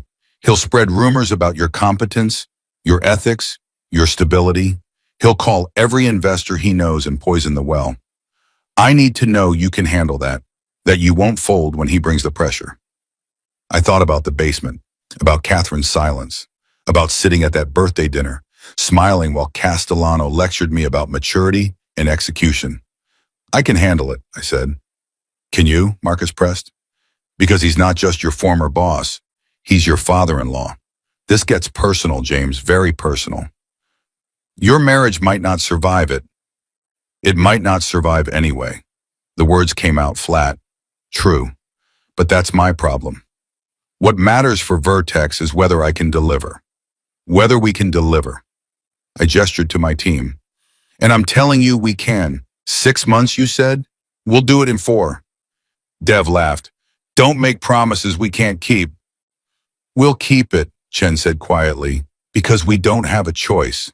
We succeed here or we've burned our careers for nothing. Silence fell. The weight of what we were doing settled over the room like snow. Marina spoke first. I have a question. When Castellano comes after us, and he will, does Vertex protect us? Legal fees, reputation management, the whole thing? Absolutely. Marcus pulled out another document. Full indemnification, any legal action related to your transition from Castellano's company to Vertex, we cover. Lawyers, court costs, everything. Plus PR support if he tries to damage your professional reputations. And if we fail, Lucas asked. Young enough to voice what everyone was thinking. If we can't deliver the platform in 6 months, if this whole thing crashes and burns, what happens to us? Marcus looked at him with something like approval. Honest question deserves an honest answer. If you fail, you'll still have jobs here. Maybe not at the same level, maybe not with the same equity, but you'll have jobs. I'm not bringing you in to set you up for failure. I'm bringing you in because I believe in your talent. And even if the platform takes longer than projected, that talent has value. It was the right answer, the one that acknowledged risk without minimizing it. The one that treated us like adults who understood that innovation doesn't come with guarantees. Okay, Sam said, I'm in. Where do I sign? Marcus slid the contract packets forward. Everything's there. Compensation, equity, benefits, IP agreements, non-compete clauses that actually make sense. Read it carefully. Ask questions. My lawyers are on standby if you need clarification on anything. We read, all of us, methodically going through every page. This wasn't something to rush. These contracts would define our next 4 years minimum, possibly our entire careers. I found myself stuck on one clause. Employee agrees to act in good faith and in the best interests of Vertex Solutions, maintaining confidentiality and professional standards at all times. Good faith. When was the last time I'd worked somewhere that operated in good faith? Castellano's company was all power plays and politics. This felt different. Felt like Marcus actually meant it. Question, I said. This non-compete clause. It's narrower than industry standard. Why? Because I'm not trying to own your life. Marcus pulled out his own copy, pointed to the relevant section. This only prevents you from working for direct competitors in the analytics space. If you decide in 2 years you want to start a bakery or teach college or move into a different field entirely, you're free to do so. I want people here because they want to be here, not because they're legally trapped. The contrast with Castellano's 3-year equity lock couldn't be sharper. One by one we finished reading. One by one we reached for pens. Chen signed first, then Marina, Dev, Sam, Lucas, each signature a point of no return, a bridge burned, a future chosen. I signed last, watched my name appear on the contract in blue ink, wondered if this was courage or stupidity, wondered if there was even a difference. Welcome to Vertex, Marcus said, standing. Let's go meet your new team. He led us down the hall to an open workspace. No cubicles, no basement fluorescent lights. Just natural light and standing desks and developers in hoodies and jeans, working with headphones on, completely absorbed. The energy was different, focused but not frantic, intense but not toxic. Everyone, Marcus called out, meet our new analytics division. James Harrison, Chen Wu, Marina Petrov, Dev Sharma, Samantha Chen, Lucas Montgomery. They're going to help us build something incredible. People looked up, smiled. A few came over to introduce themselves. No suspicion, no territorial posturing, just curiosity and welcome. One developer, a woman about Marina's age with purple streaks in her hair, grinned. You're the team that built the predictive platform, right? The one with the 87% accuracy? That's us, Marina confirmed. Holy shit, I read your paper on the optimization protocols. Total game changer. Can't wait to see what you build here. This was what I'd forgotten existed. Respect based on work, not politics. Recognition for actual achievement, not family connections. Marcus showed us our workspace, an entire section of the floor, configured however we wanted it. You've got a budget for equipment, furniture, whatever you need. Just work with facilities. And James, he pointed to an office. That's yours. Not because you need it, but because you'll be dealing with investors and clients. Sometimes you need a door, an office with windows, above ground. I thought about the basement at Castellano's company, about how far we'd come in 3 hours. When do we start? I asked. Officially after your vacation, Marcus smiled. Take your 2 weeks, rest, reset, prepare. Come back ready to work. Because once we launch this thing, it's going to be intense. We shook hands again, made our way back to the lobby. Outside, the day had gotten warmer, the sun burning off the last of the morning chill. In the parking lot, we stood in a circle again. 6 people who'd started the day as Castellano's employees and ended it as Vertex's analytics division. That happened, Lucas said, sounding dazed. That happened, I confirmed. No going back now. Would you want to?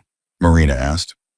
I thought about it, really thought, about the comfort of the familiar, about Catherine, about 3 years of marriage and shared history, about the life I'd built, however imperfect. No, I said finally. I wouldn't go back. My phone buzzed. Text from a number I didn't recognize. This is Catherine's attorney. We need to discuss your actions today. Call immediately. I showed it to Chen. It begins, he said. Let it begin. I forwarded the message to Marcus's legal team. We're ready. We dispersed to our cars. I sat behind the wheel, contract packet on the passenger seat, proof that I'd done it, actually done it. Walked away from security and into uncertainty, chosen dignity over comfort. My phone rang, Catherine's number.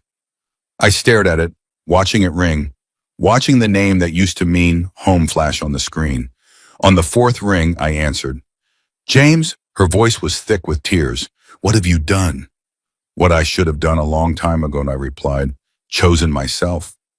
Daddy's lawyers are saying you stole intellectual property, that you're in breach of contract, that they're going to sue you into oblivion. Let them try. I've got lawyers too. Better ones, apparently. This isn't a game, she was crying fully now. This is our life, our marriage, our family, and you're destroying it because you got moved to a different office? No, I said quietly. I'm saving myself because I got moved to the basement while my wife stayed silent. There's a difference, Catherine. I wish you could see it. I hung up, turned off my phone, drove toward Chen's apartment in silence, watching Portland slide by through the windows. The city looked different now, brighter, fuller of possibility. I jumped off the cliff. Now I'd find out if I could fly. Tuesday morning, I woke to discover I'd become infamous. Chen handed me his tablet over coffee, face grim. You should see this before it gets worse.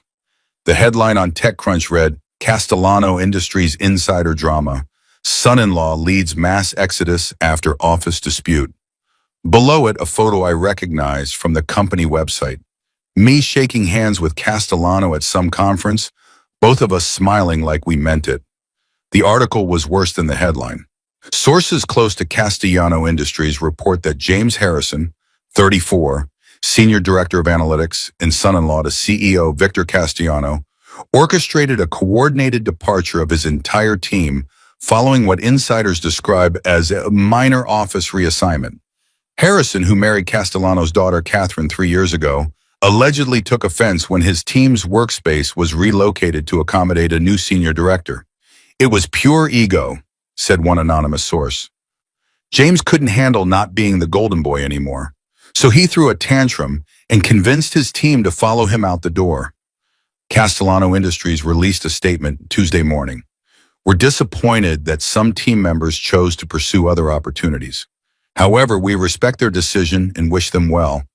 Our operations continue without disruption, and we remain committed to serving our clients with excellence. The exodus reportedly benefits Vertex Solutions, a direct competitor raising questions about potential intellectual property theft and breach of contract. Legal experts suggest Castellano Industries may have grounds for litigation. Anonymous source, I said flatly. That's Catherine, or someone close to her. Could be anyone in the company, Chen said. Though the Golden Boy comment does sound personal, I kept reading. The article had quotes from industry insiders about my reputation. Apparently, I was talented but volatile, brilliant but difficult to work with, and my personal favorite, prone to emotional decision-making. None of these people had ever worked with me, but that didn't matter.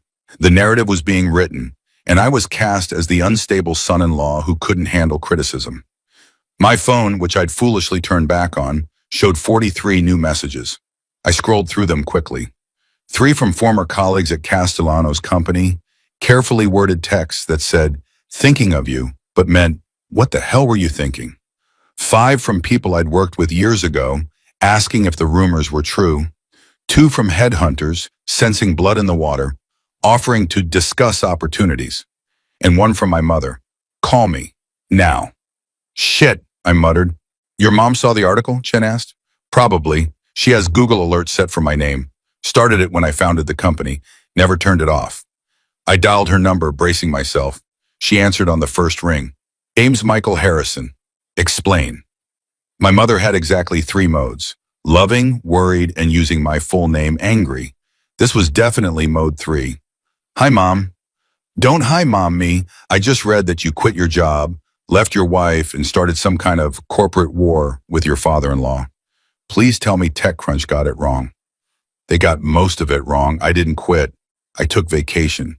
I didn't leave Catherine. We're figuring things out. And I didn't start a war. I defended myself. By taking your entire team to a competitor? By exercising my contractual rights and making career decisions that are best for me and my team. Silence. I could picture her in her kitchen in Brooklyn, coffee going cold while she processed this. My mother, who'd raised me alone after Dad died, who'd worked 2 jobs to put me through college, who taught me that loyalty mattered and family was everything. "What did he do?" she asked finally. "Victor, what did he do that was bad enough to blow up your marriage?" I told her. The basement, Catherine's silence, the humiliation, the realization that I would always be the outsider, the son-in-law who needed to know his place. She listened without interrupting. When I finished, she sighed. "Your father," she said slowly, "would have punched him in the mouth and walked out that same day. You at least thought it through, got lawyers involved, so that's progress. Is this your way of saying you support me?" "This is my way of saying I raised you to have self-respect. But James, Catherine, have you talked to her, really talked?" "She called yesterday, accused me of destroying our family over an office." "Is that all it is? Just an office?" I looked out Chen's window at Portland waking up. People heading to jobs where they felt valued, or jobs where they didn't, but stayed anyway because leaving seemed harder than staying. "It's not about the office," I said. "It's about being married to someone who won't stand up for you, who chooses her father's approval over her husband's dignity." "And you've told her that?"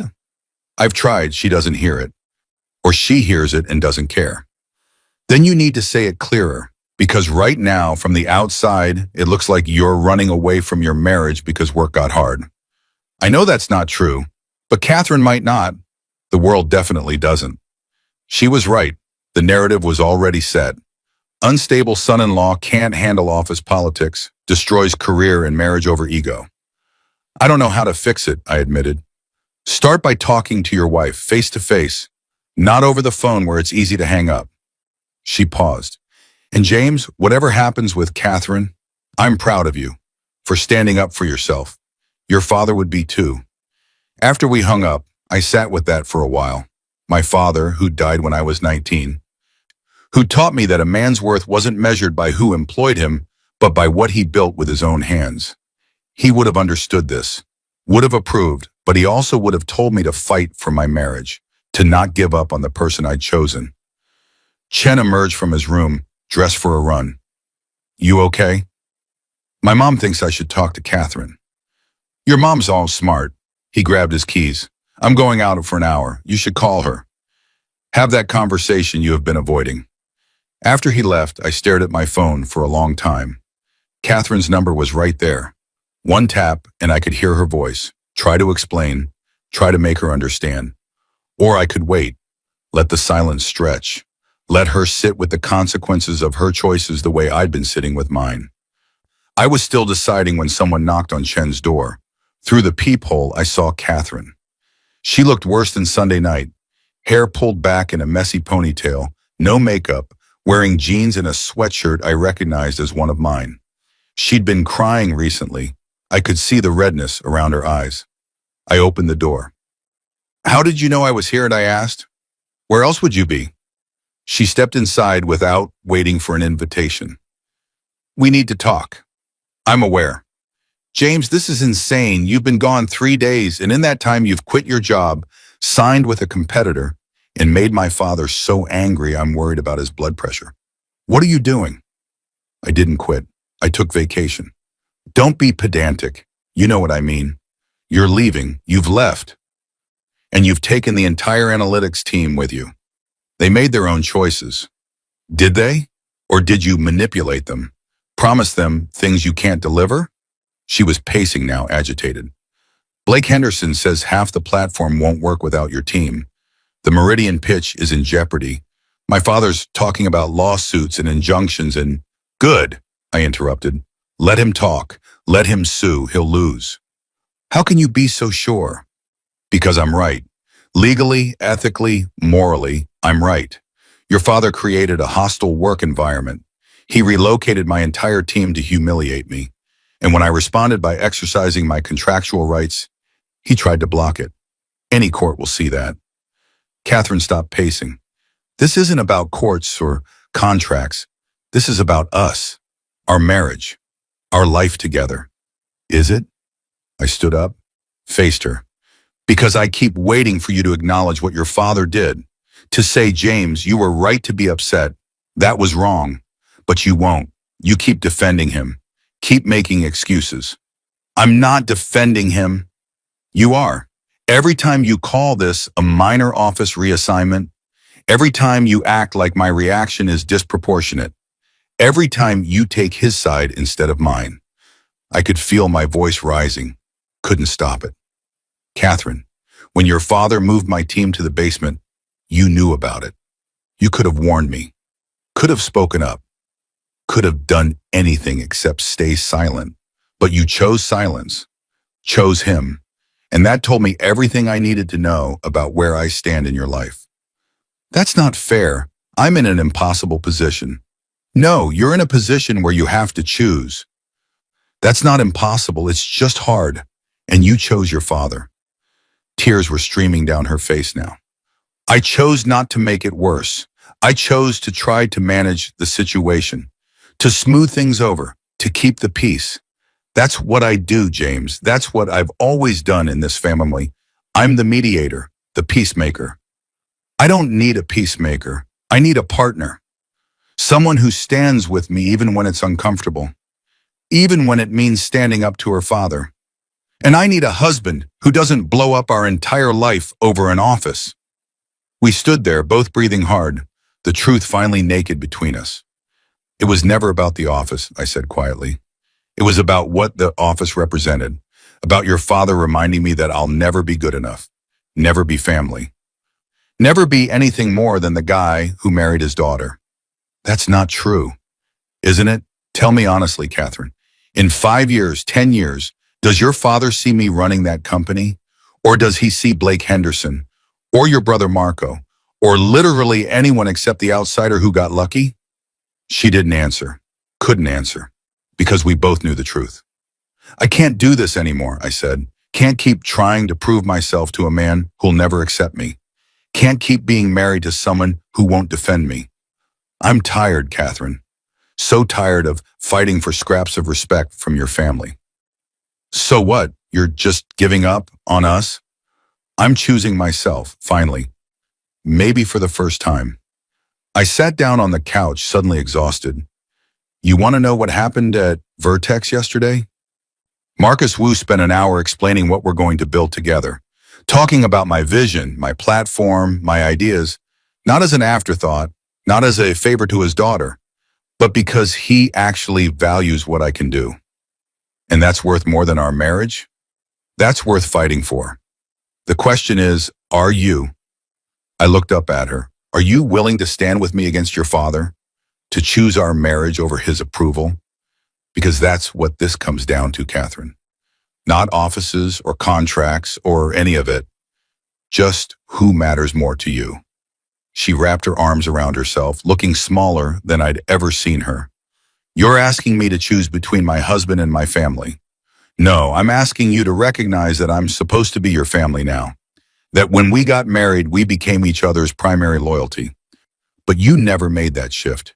You're still daddy's little girl, trying to keep everyone happy, trying to manage everyone's feelings, except mine.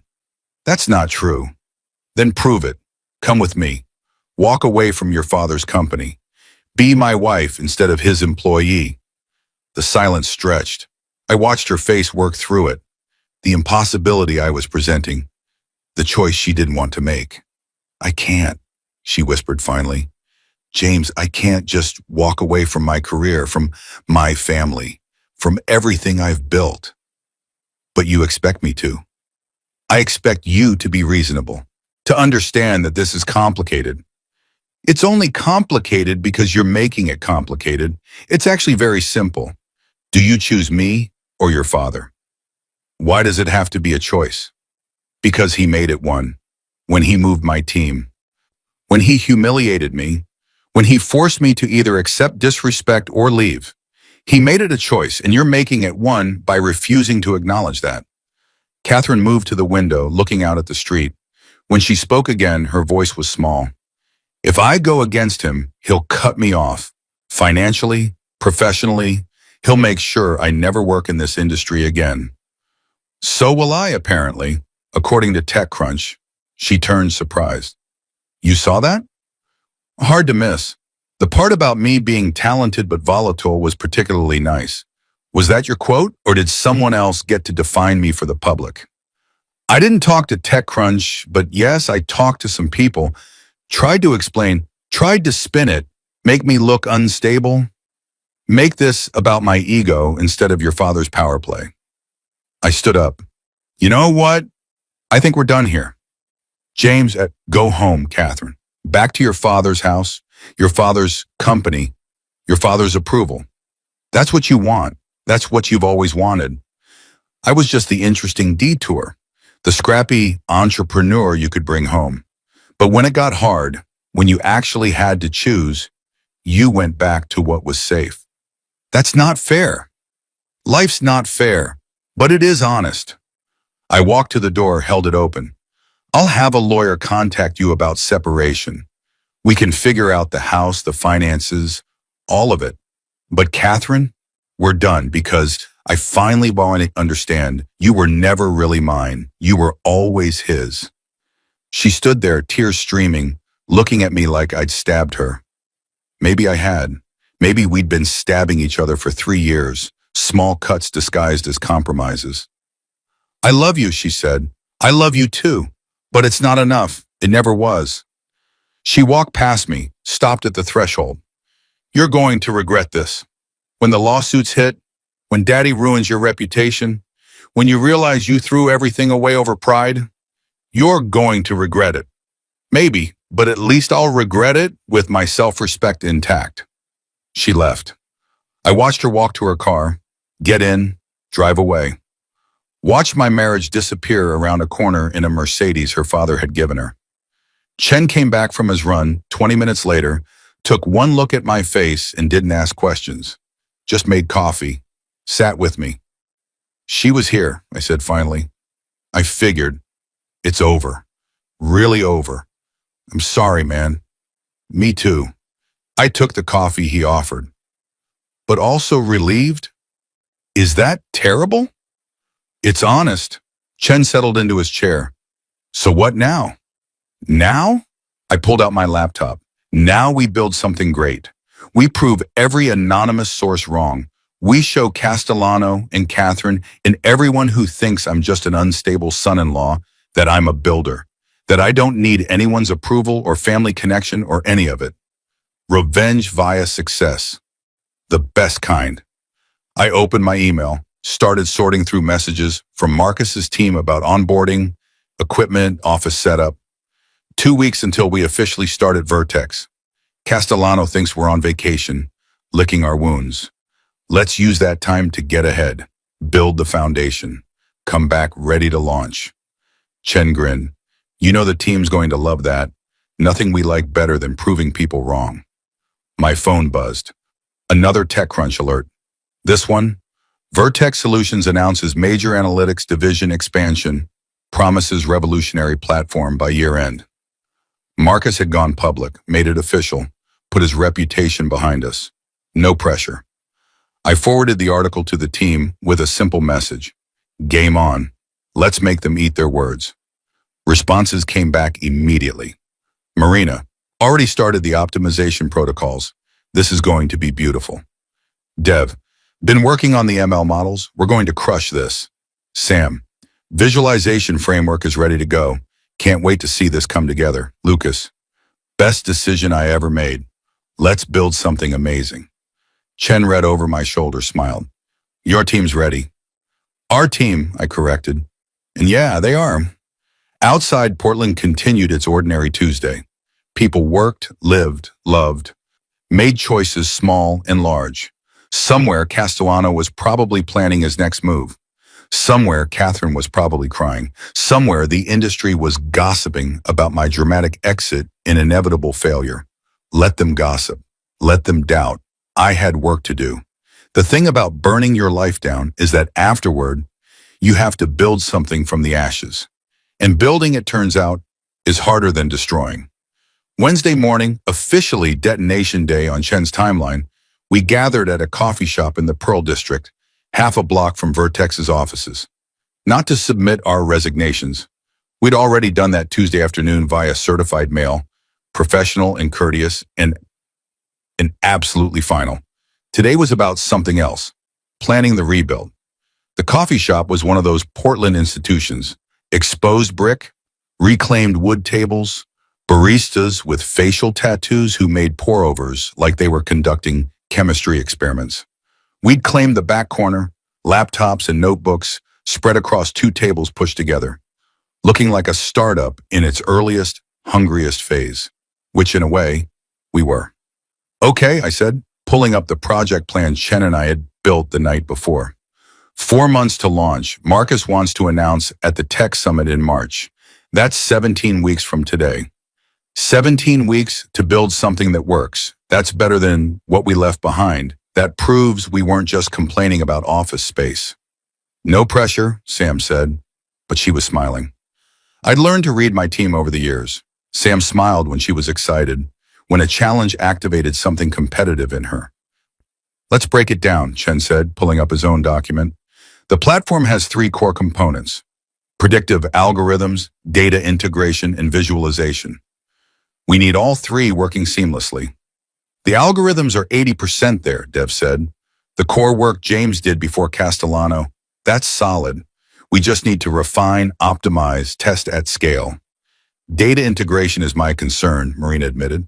At Castellano's company, we had partnerships with major data providers, access to proprietary feeds. We don't have that here. Not yet. Marcus is working on it, I said.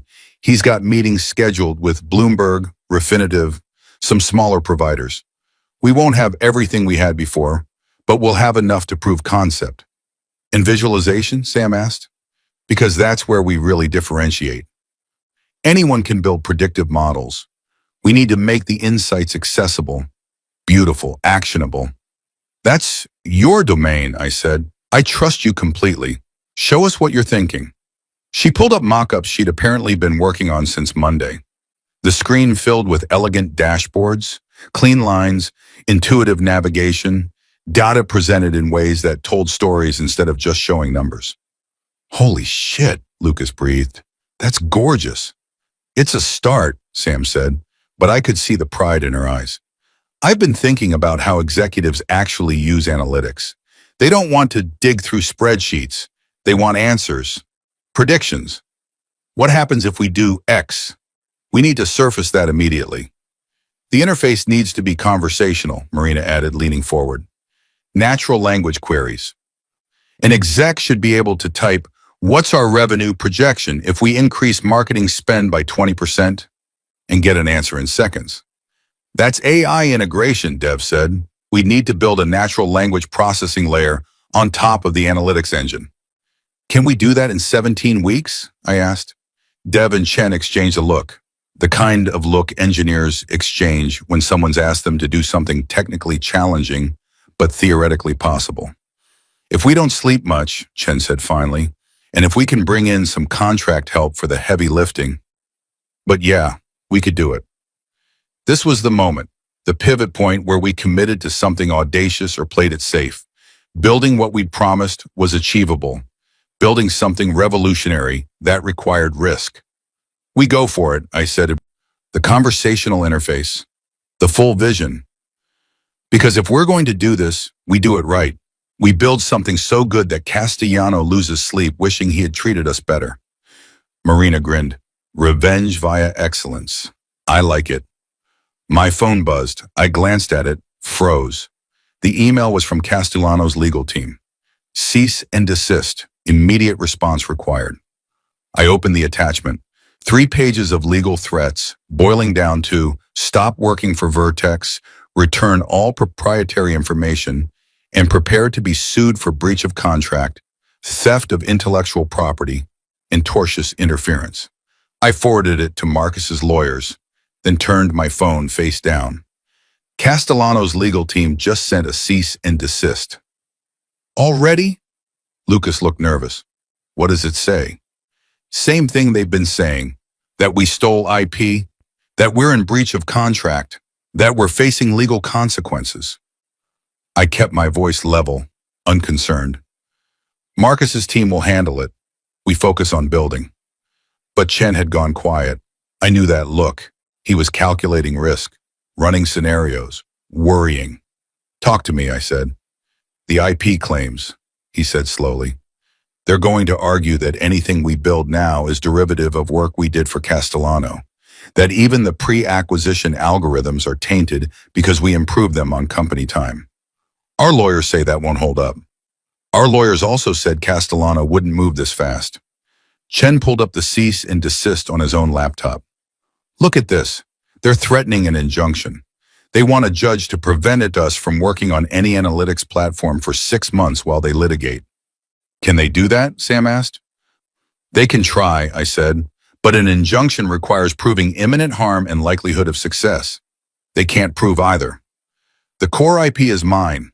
The team's individual contributions are protected, and the constructive dismissal claim undermines any argument about contract breaches. You sound very confident, Marina said. I'm confident in our legal position. I met her eyes. What I'm not confident in is Castellano's willingness to play fair. He's going to fight dirty. That's what this is, trying to scare us, make us doubt, slow us down. Dev leaned back in his chair. So what do? We keep building. We document everything, every line of code, every algorithm, every design decision. We prove that what we're creating is new, is ours, is better than what we left behind. I looked around the table. And we trust that the legal system will see through Castellano's bullshit. And if it doesn't, Lucas asked quietly, if they get the injunction, then we fight it. But we don't stop working based on threats. We stop if and when a judge tells us to. Until then, we build. My phone rang. Marcus Wu. Morning, I answered. I'm guessing you saw the cease and desist? Just got off the phone with my legal team. They're drafting a response. The short version is, Castellano has no case and we're proceeding with confidence. He paused. But James, I need to know you're all in, because this is going to get uglier before it gets better. I'm all in. And your team? I looked at the 5 people around the table, the ones who'd followed me out of Castellano's company, who'd signed contracts with Vertex, who'd bet their careers on this vision. We're all in, I said. Good, because I just got a call from a Bloomberg reporter. She's writing a follow-up to the TechCrunch piece. Wants to interview you. Get your side of the story. My stomach tightened. When? Tomorrow, if you're willing. I think you should do it. Control the narrative before Castellano defines you.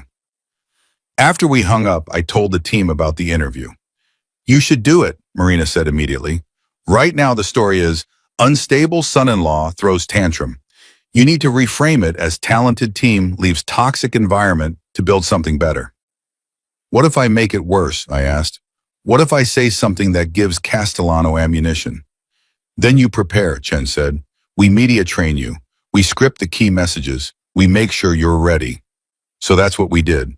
Spent the rest of Wednesday morning running through potential questions, crafting responses that were honest but careful, finding the line between defending myself and attacking Castellano.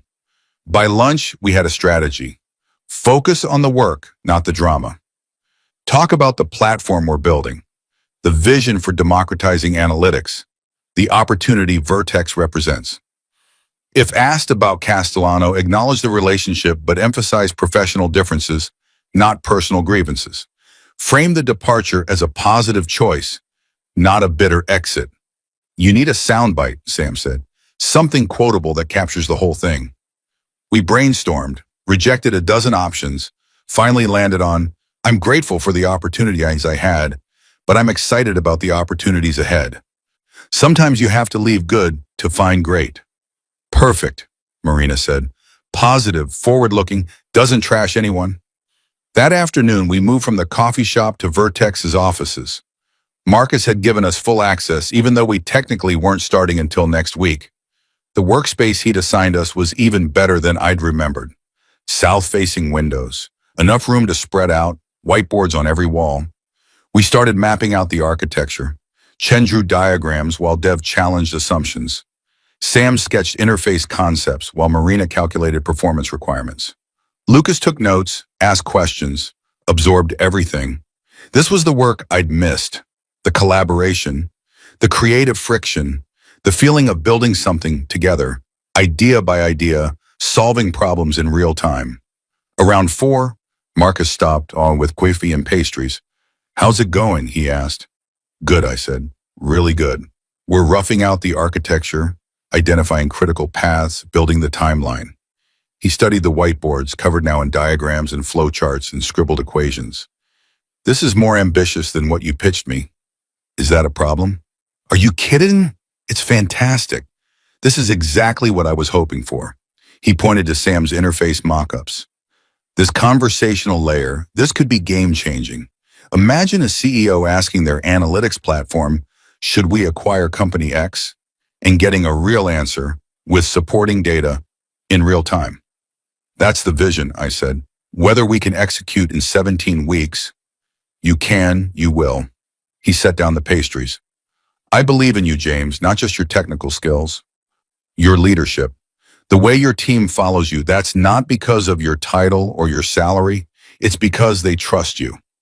After he left, we kept working. Ordered dinner around 7. Kept working. At 9, I finally looked up and realized Lucas was falling asleep at his laptop. Okay, everyone out, I said. We're not at Castellano's company anymore. We don't grind ourselves to death. We work smart. We rest. We come back fresh. Listen to you, Marina teased. Practicing work-life balance. Someone has to model healthy behavior. We packed up, headed to the parking garage. I was the last one out, turning off lights, making sure the space was secure. Standing there in the empty office, I felt something unexpected. Peace. For the first time in 3 years, I was exactly where I was supposed to be. My phone buzzed as I walked to my car. A text from an unknown number. This is Victor Castellano. We need to talk. Face to face, tomorrow, 10 a.m., my office. Come alone. I stared at the message for a longer time. The summons, the command, the assumption that I would obey. I typed back, I'll meet you, neutral location. Coffee shop on Burnside, 10 a.m. I'm bringing my lawyer. His response came immediately. No lawyers, just us, man to man. Then no meeting. I'm done having conversations I can't document. 3 dots appeared, disappeared, appeared again. Finally, fine. Bring your lawyer. But James, this is your last chance to make this right. I showed the text to Chen when I got back to his apartment.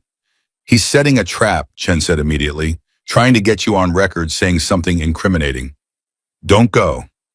I have to. If I refuse, he'll use it against me. James won't even meet to discuss this rationally.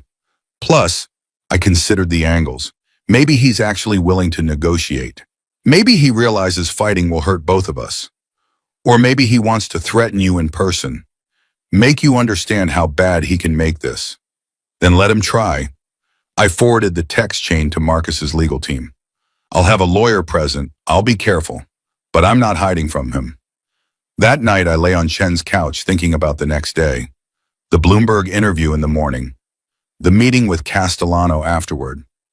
Two conversations that could define everything that came next.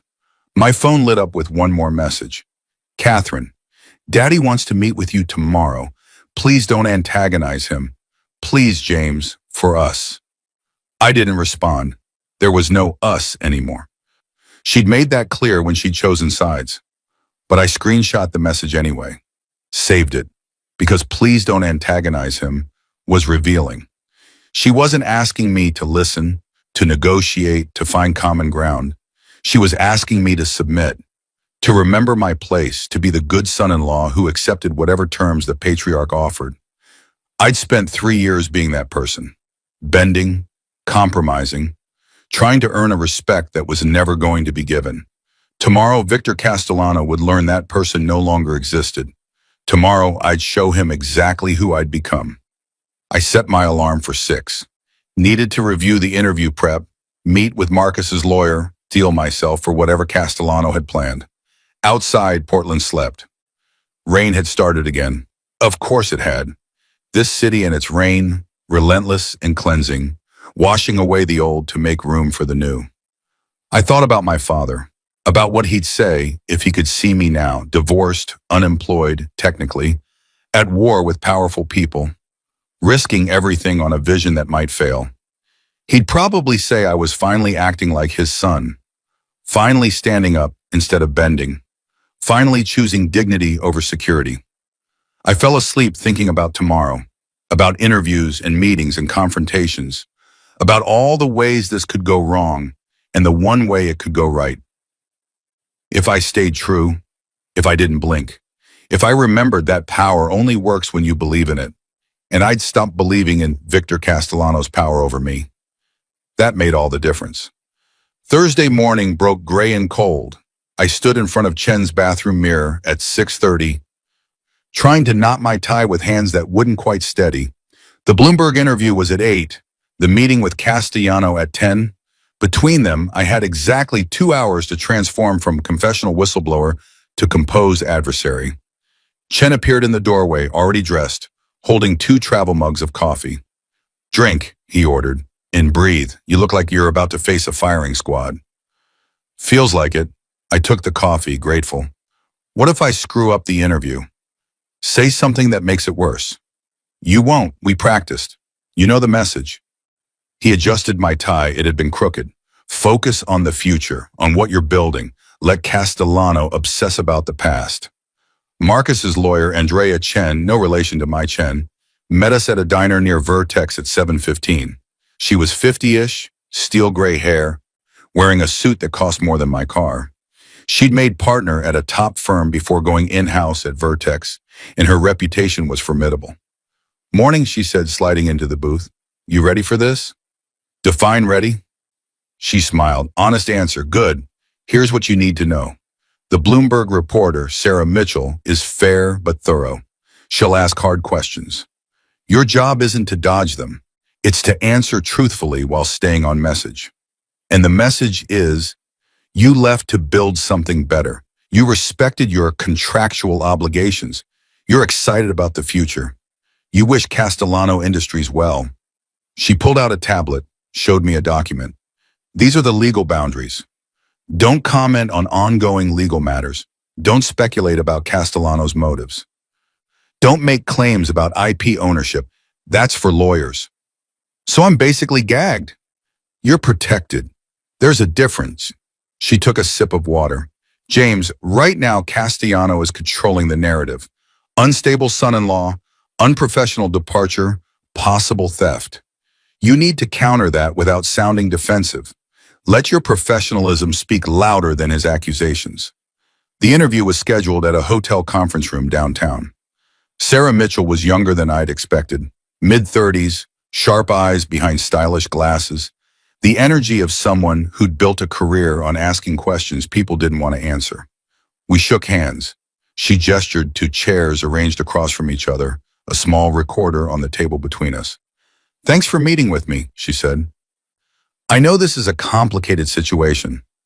"Happy to provide context," she pressed record. "Let's start with the basics. You left Castellano Industries Monday after 3 years, taking your entire analytics team with you. Why?" I'd practiced this answer a dozen times, still felt my pulse spike. I left because I had an opportunity to build something extraordinary at Vertex Solutions. My team and I have been developing advanced predictive analytics technology, and Vertex offered us the resources and autonomy to take it to the next level. "But the timing," Sarah pressed. "You left immediately after your team was relocated to a basement office. That seems like more than coincidence." The office relocation was part of a broader pattern where I felt my team's contributions weren't being valued appropriately. When Vertex approached me with an offer that included significant equity, full technical autonomy, and a clear path to launch our platform, the choice became obvious.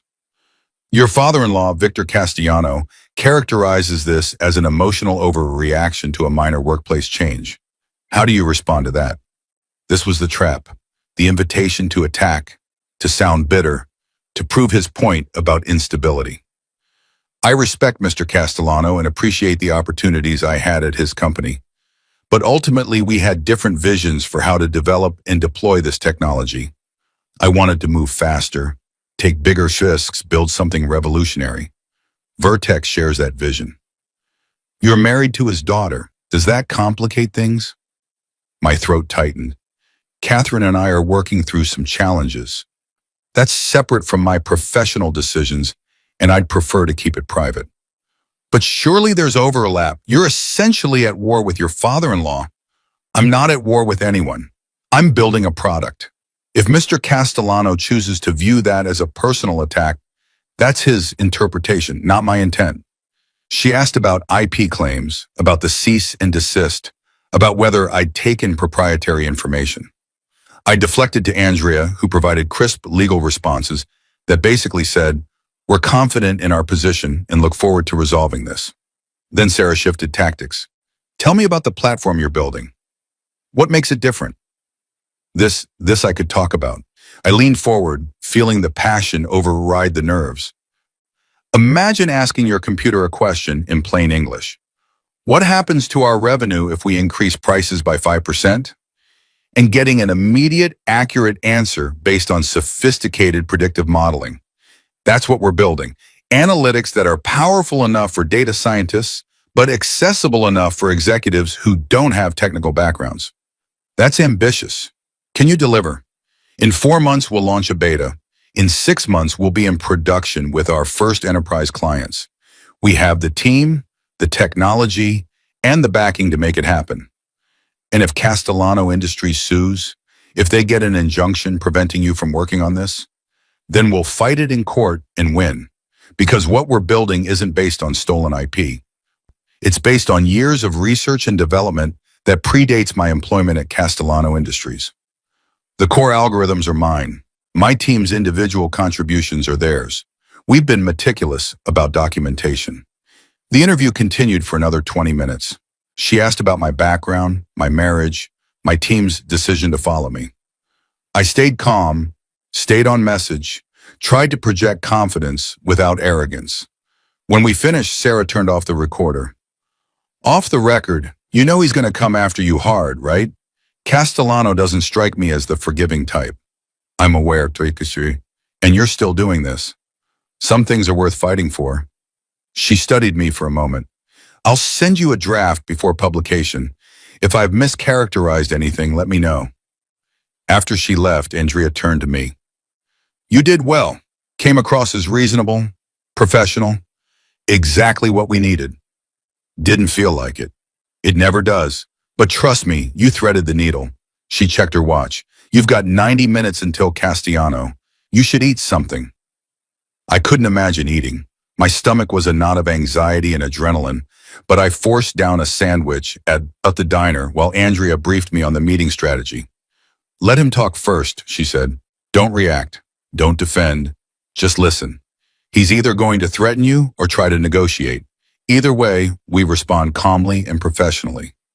What if he offers to settle, drop the lawsuit if I come back? Then we consider it. But James, she met my eyes. Be clear about what you want. If you go back to make peace with your father-in-law but you're miserable, that's not a victory. That's surrender. At 9:50, we walked to the coffee shop on Burnside. It was busy, late morning rush, people getting their caffeine fix before settling into work. We claimed a corner table with clear sightlines to the door. Castellano arrived at exactly 10 o'clock, punctual as always. He'd brought his own lawyer, Gregory Mason, a shark in an expensive suit, known for winning IP cases through attrition and intimidation. They sat across from us, the four of us around a small table meant for casual conversation, about to conduct warfare with words. James, Castellano said, not warmly, a statement of recognition, nothing more. Victor. I refuse to call him sir now. That era was over. You've created quite a mess. I've made career decisions that are best for me and my team. If that created complications for you, I'm sorry you feel that way. His jaw tightened. He wasn't used to me pushing back. You stole my intellectual property, recruited my employees, violated your contract, and now you're working for a direct competitor. Those aren't career decisions. That's theft. That's incorrect, Andrea interjected smoothly. Mr. Harrison exercised his contractual rights after experiencing constructive dismissal. His equity has vested accordingly. The IP in question predates his employment with you, and the team members made independent choices about their own careers. Constructive dismissal. Castellano's voice dripped contempt. You moved them to a different office. That's standard resource allocation, not hostile work environment. You relocated an entire team to a basement facility while their director was out of town, without consultation or notice, to make room for a new hire you publicly declared superior, Andrea countered. That meets the legal definition of material change in working conditions. Gregory Mason leaned forward. We're prepared to prove that Mr. Harrison manipulated his team into leaving, that he misrepresented Vertex's offer, that he stole proprietary code and algorithms. This isn't just civil liability. There are potential criminal implications. I felt ice in my veins. Criminal. They were threatening me with criminal charges. Andrea didn't blink. That's an interesting theory. I look forward to seeing your evidence. Meanwhile, we're prepared to demonstrate that Mr. Castellano's actions constituted retaliation against his son-in-law for personal reasons, using corporate resources to settle family grievances. The air went electric. Castellano's face flushed dark red. How dare you? Let's not do this, I interrupted. Both lawyers fell silent. I looked at Castellano, really looked at him, saw the anger, yes, but also something else. Fear, maybe, or wounded pride. Victor, what do you actually want here? Because if it's to destroy me, you are going to fail. If it's to get your team back, that ship has sailed. If it's to protect your company's interests, we can probably find a solution. But I need to know what you're actually after. He studied me across the table. In the background, the espresso machine hissed. Someone laughed at another table. Normal life continuing around our private war. I want, he said finally, what's mine? The platform my company invested in. The team I trained and developed. The son-in-law who understood his obligations. The platform is mine. The team chose freely, and I stopped being your son-in-law the moment Catherine chose you over me. Catherine is devastated. She loves you. She wants to work this out. Then she should have defended me when you moved my team to the basement. She should have called me, warned me, stood up for me. I kept my voice level. But she didn't, because in your family, loyalty flows one direction. upward, to you. And I'm done living like that. Castellano leaned back. So this is about ego, about respect, about needing to be important. This is about dignity, about building something I'm proud of with people who value me. You could have had that, Victor. Could have had me and my team committed and motivated, building something great for your company. But you needed to remind me who was in charge, needed to put me in my place. So you moved us to the basement, and now you're shocked that we left. I'm offering you a way back, he said. Drop this Vertex nonsense. Return to the company. We'll restore your office, increase your compensation, give you more autonomy. I'll even make you a VP. But this ends now, today, or I destroy you. There it was, the offer and the threat, packaged together. Andrea started to respond, but I held up a hand. No, I said simply. No? Castellano looked genuinely surprised. I don't want to be your VP. I don't want my old office. I don't want to work for you anymore, Victor. Not for any amount of money or any title. I stood up. You taught me something important this week.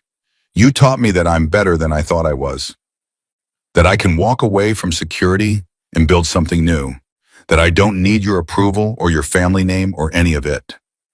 You need my mercy, he said quietly, which you won't get. Then don't give it. Sue me. Drag me through court. Spend millions trying to prove I stole something that was always mine. At the end of it, you'll lose. And you'll have lost your daughter too, because this, I gestured between us, this is what broke us, not me leaving. You being unable to let anyone succeed except on your terms. I walked out. Andrea followed, leaving the two of them at the table. On the street, in the cold November air, I felt something crack open in my chest. Something that had been compressed for years, finally able to expand. That, Andrea said, was either brilliant or catastrophic. Hard to say which. Felt necessary. My phone buzzed. Text from Marcus. Sarah Mitchell just sent me the draft article. It's good, really good. You came across great. Then another text, this one from Catherine. Daddy just called me crying. Crying. What did you say to him? I stared at that message. Tried to imagine Victor Castellano crying, couldn't quite picture it. I typed back, I told him the truth, that I'm done. Her response came immediately. You've destroyed everything. I hope you're happy. I wasn't happy, wasn't sad either. Just clear. Like I'd been walking through fog for 3 years and it had suddenly lifted, revealing the landscape as it actually was. I called Chen. It's done. Castellano made an offer. I refused. We're going to trial. How do you feel? I thought about it. About burning bridges and uncertain futures in the platform we were building. About my team waiting to hear how the meeting went. About the work ahead, the battles coming, the risk of spectacular failure. Free, I said finally. I feel free. Good. Get back here. Sam just had a breakthrough on the visualization framework. You need to see it. I walked toward Vertex's office through downtown Portland, past people rushing to meetings, stressing about deadlines, living their complicated lives, past my old life, my old self, my old compromises, towards something uncertain, but mine. The Bloomberg article would publish tomorrow. The lawsuit would probably be filed next week. Castellano would use every weapon in his arsenal to make me regret this choice. Let him try. I had work to do, a platform to build, a team to lead, a future to create from scratch. And for the first time in 3 years, I was exactly where I was supposed to be.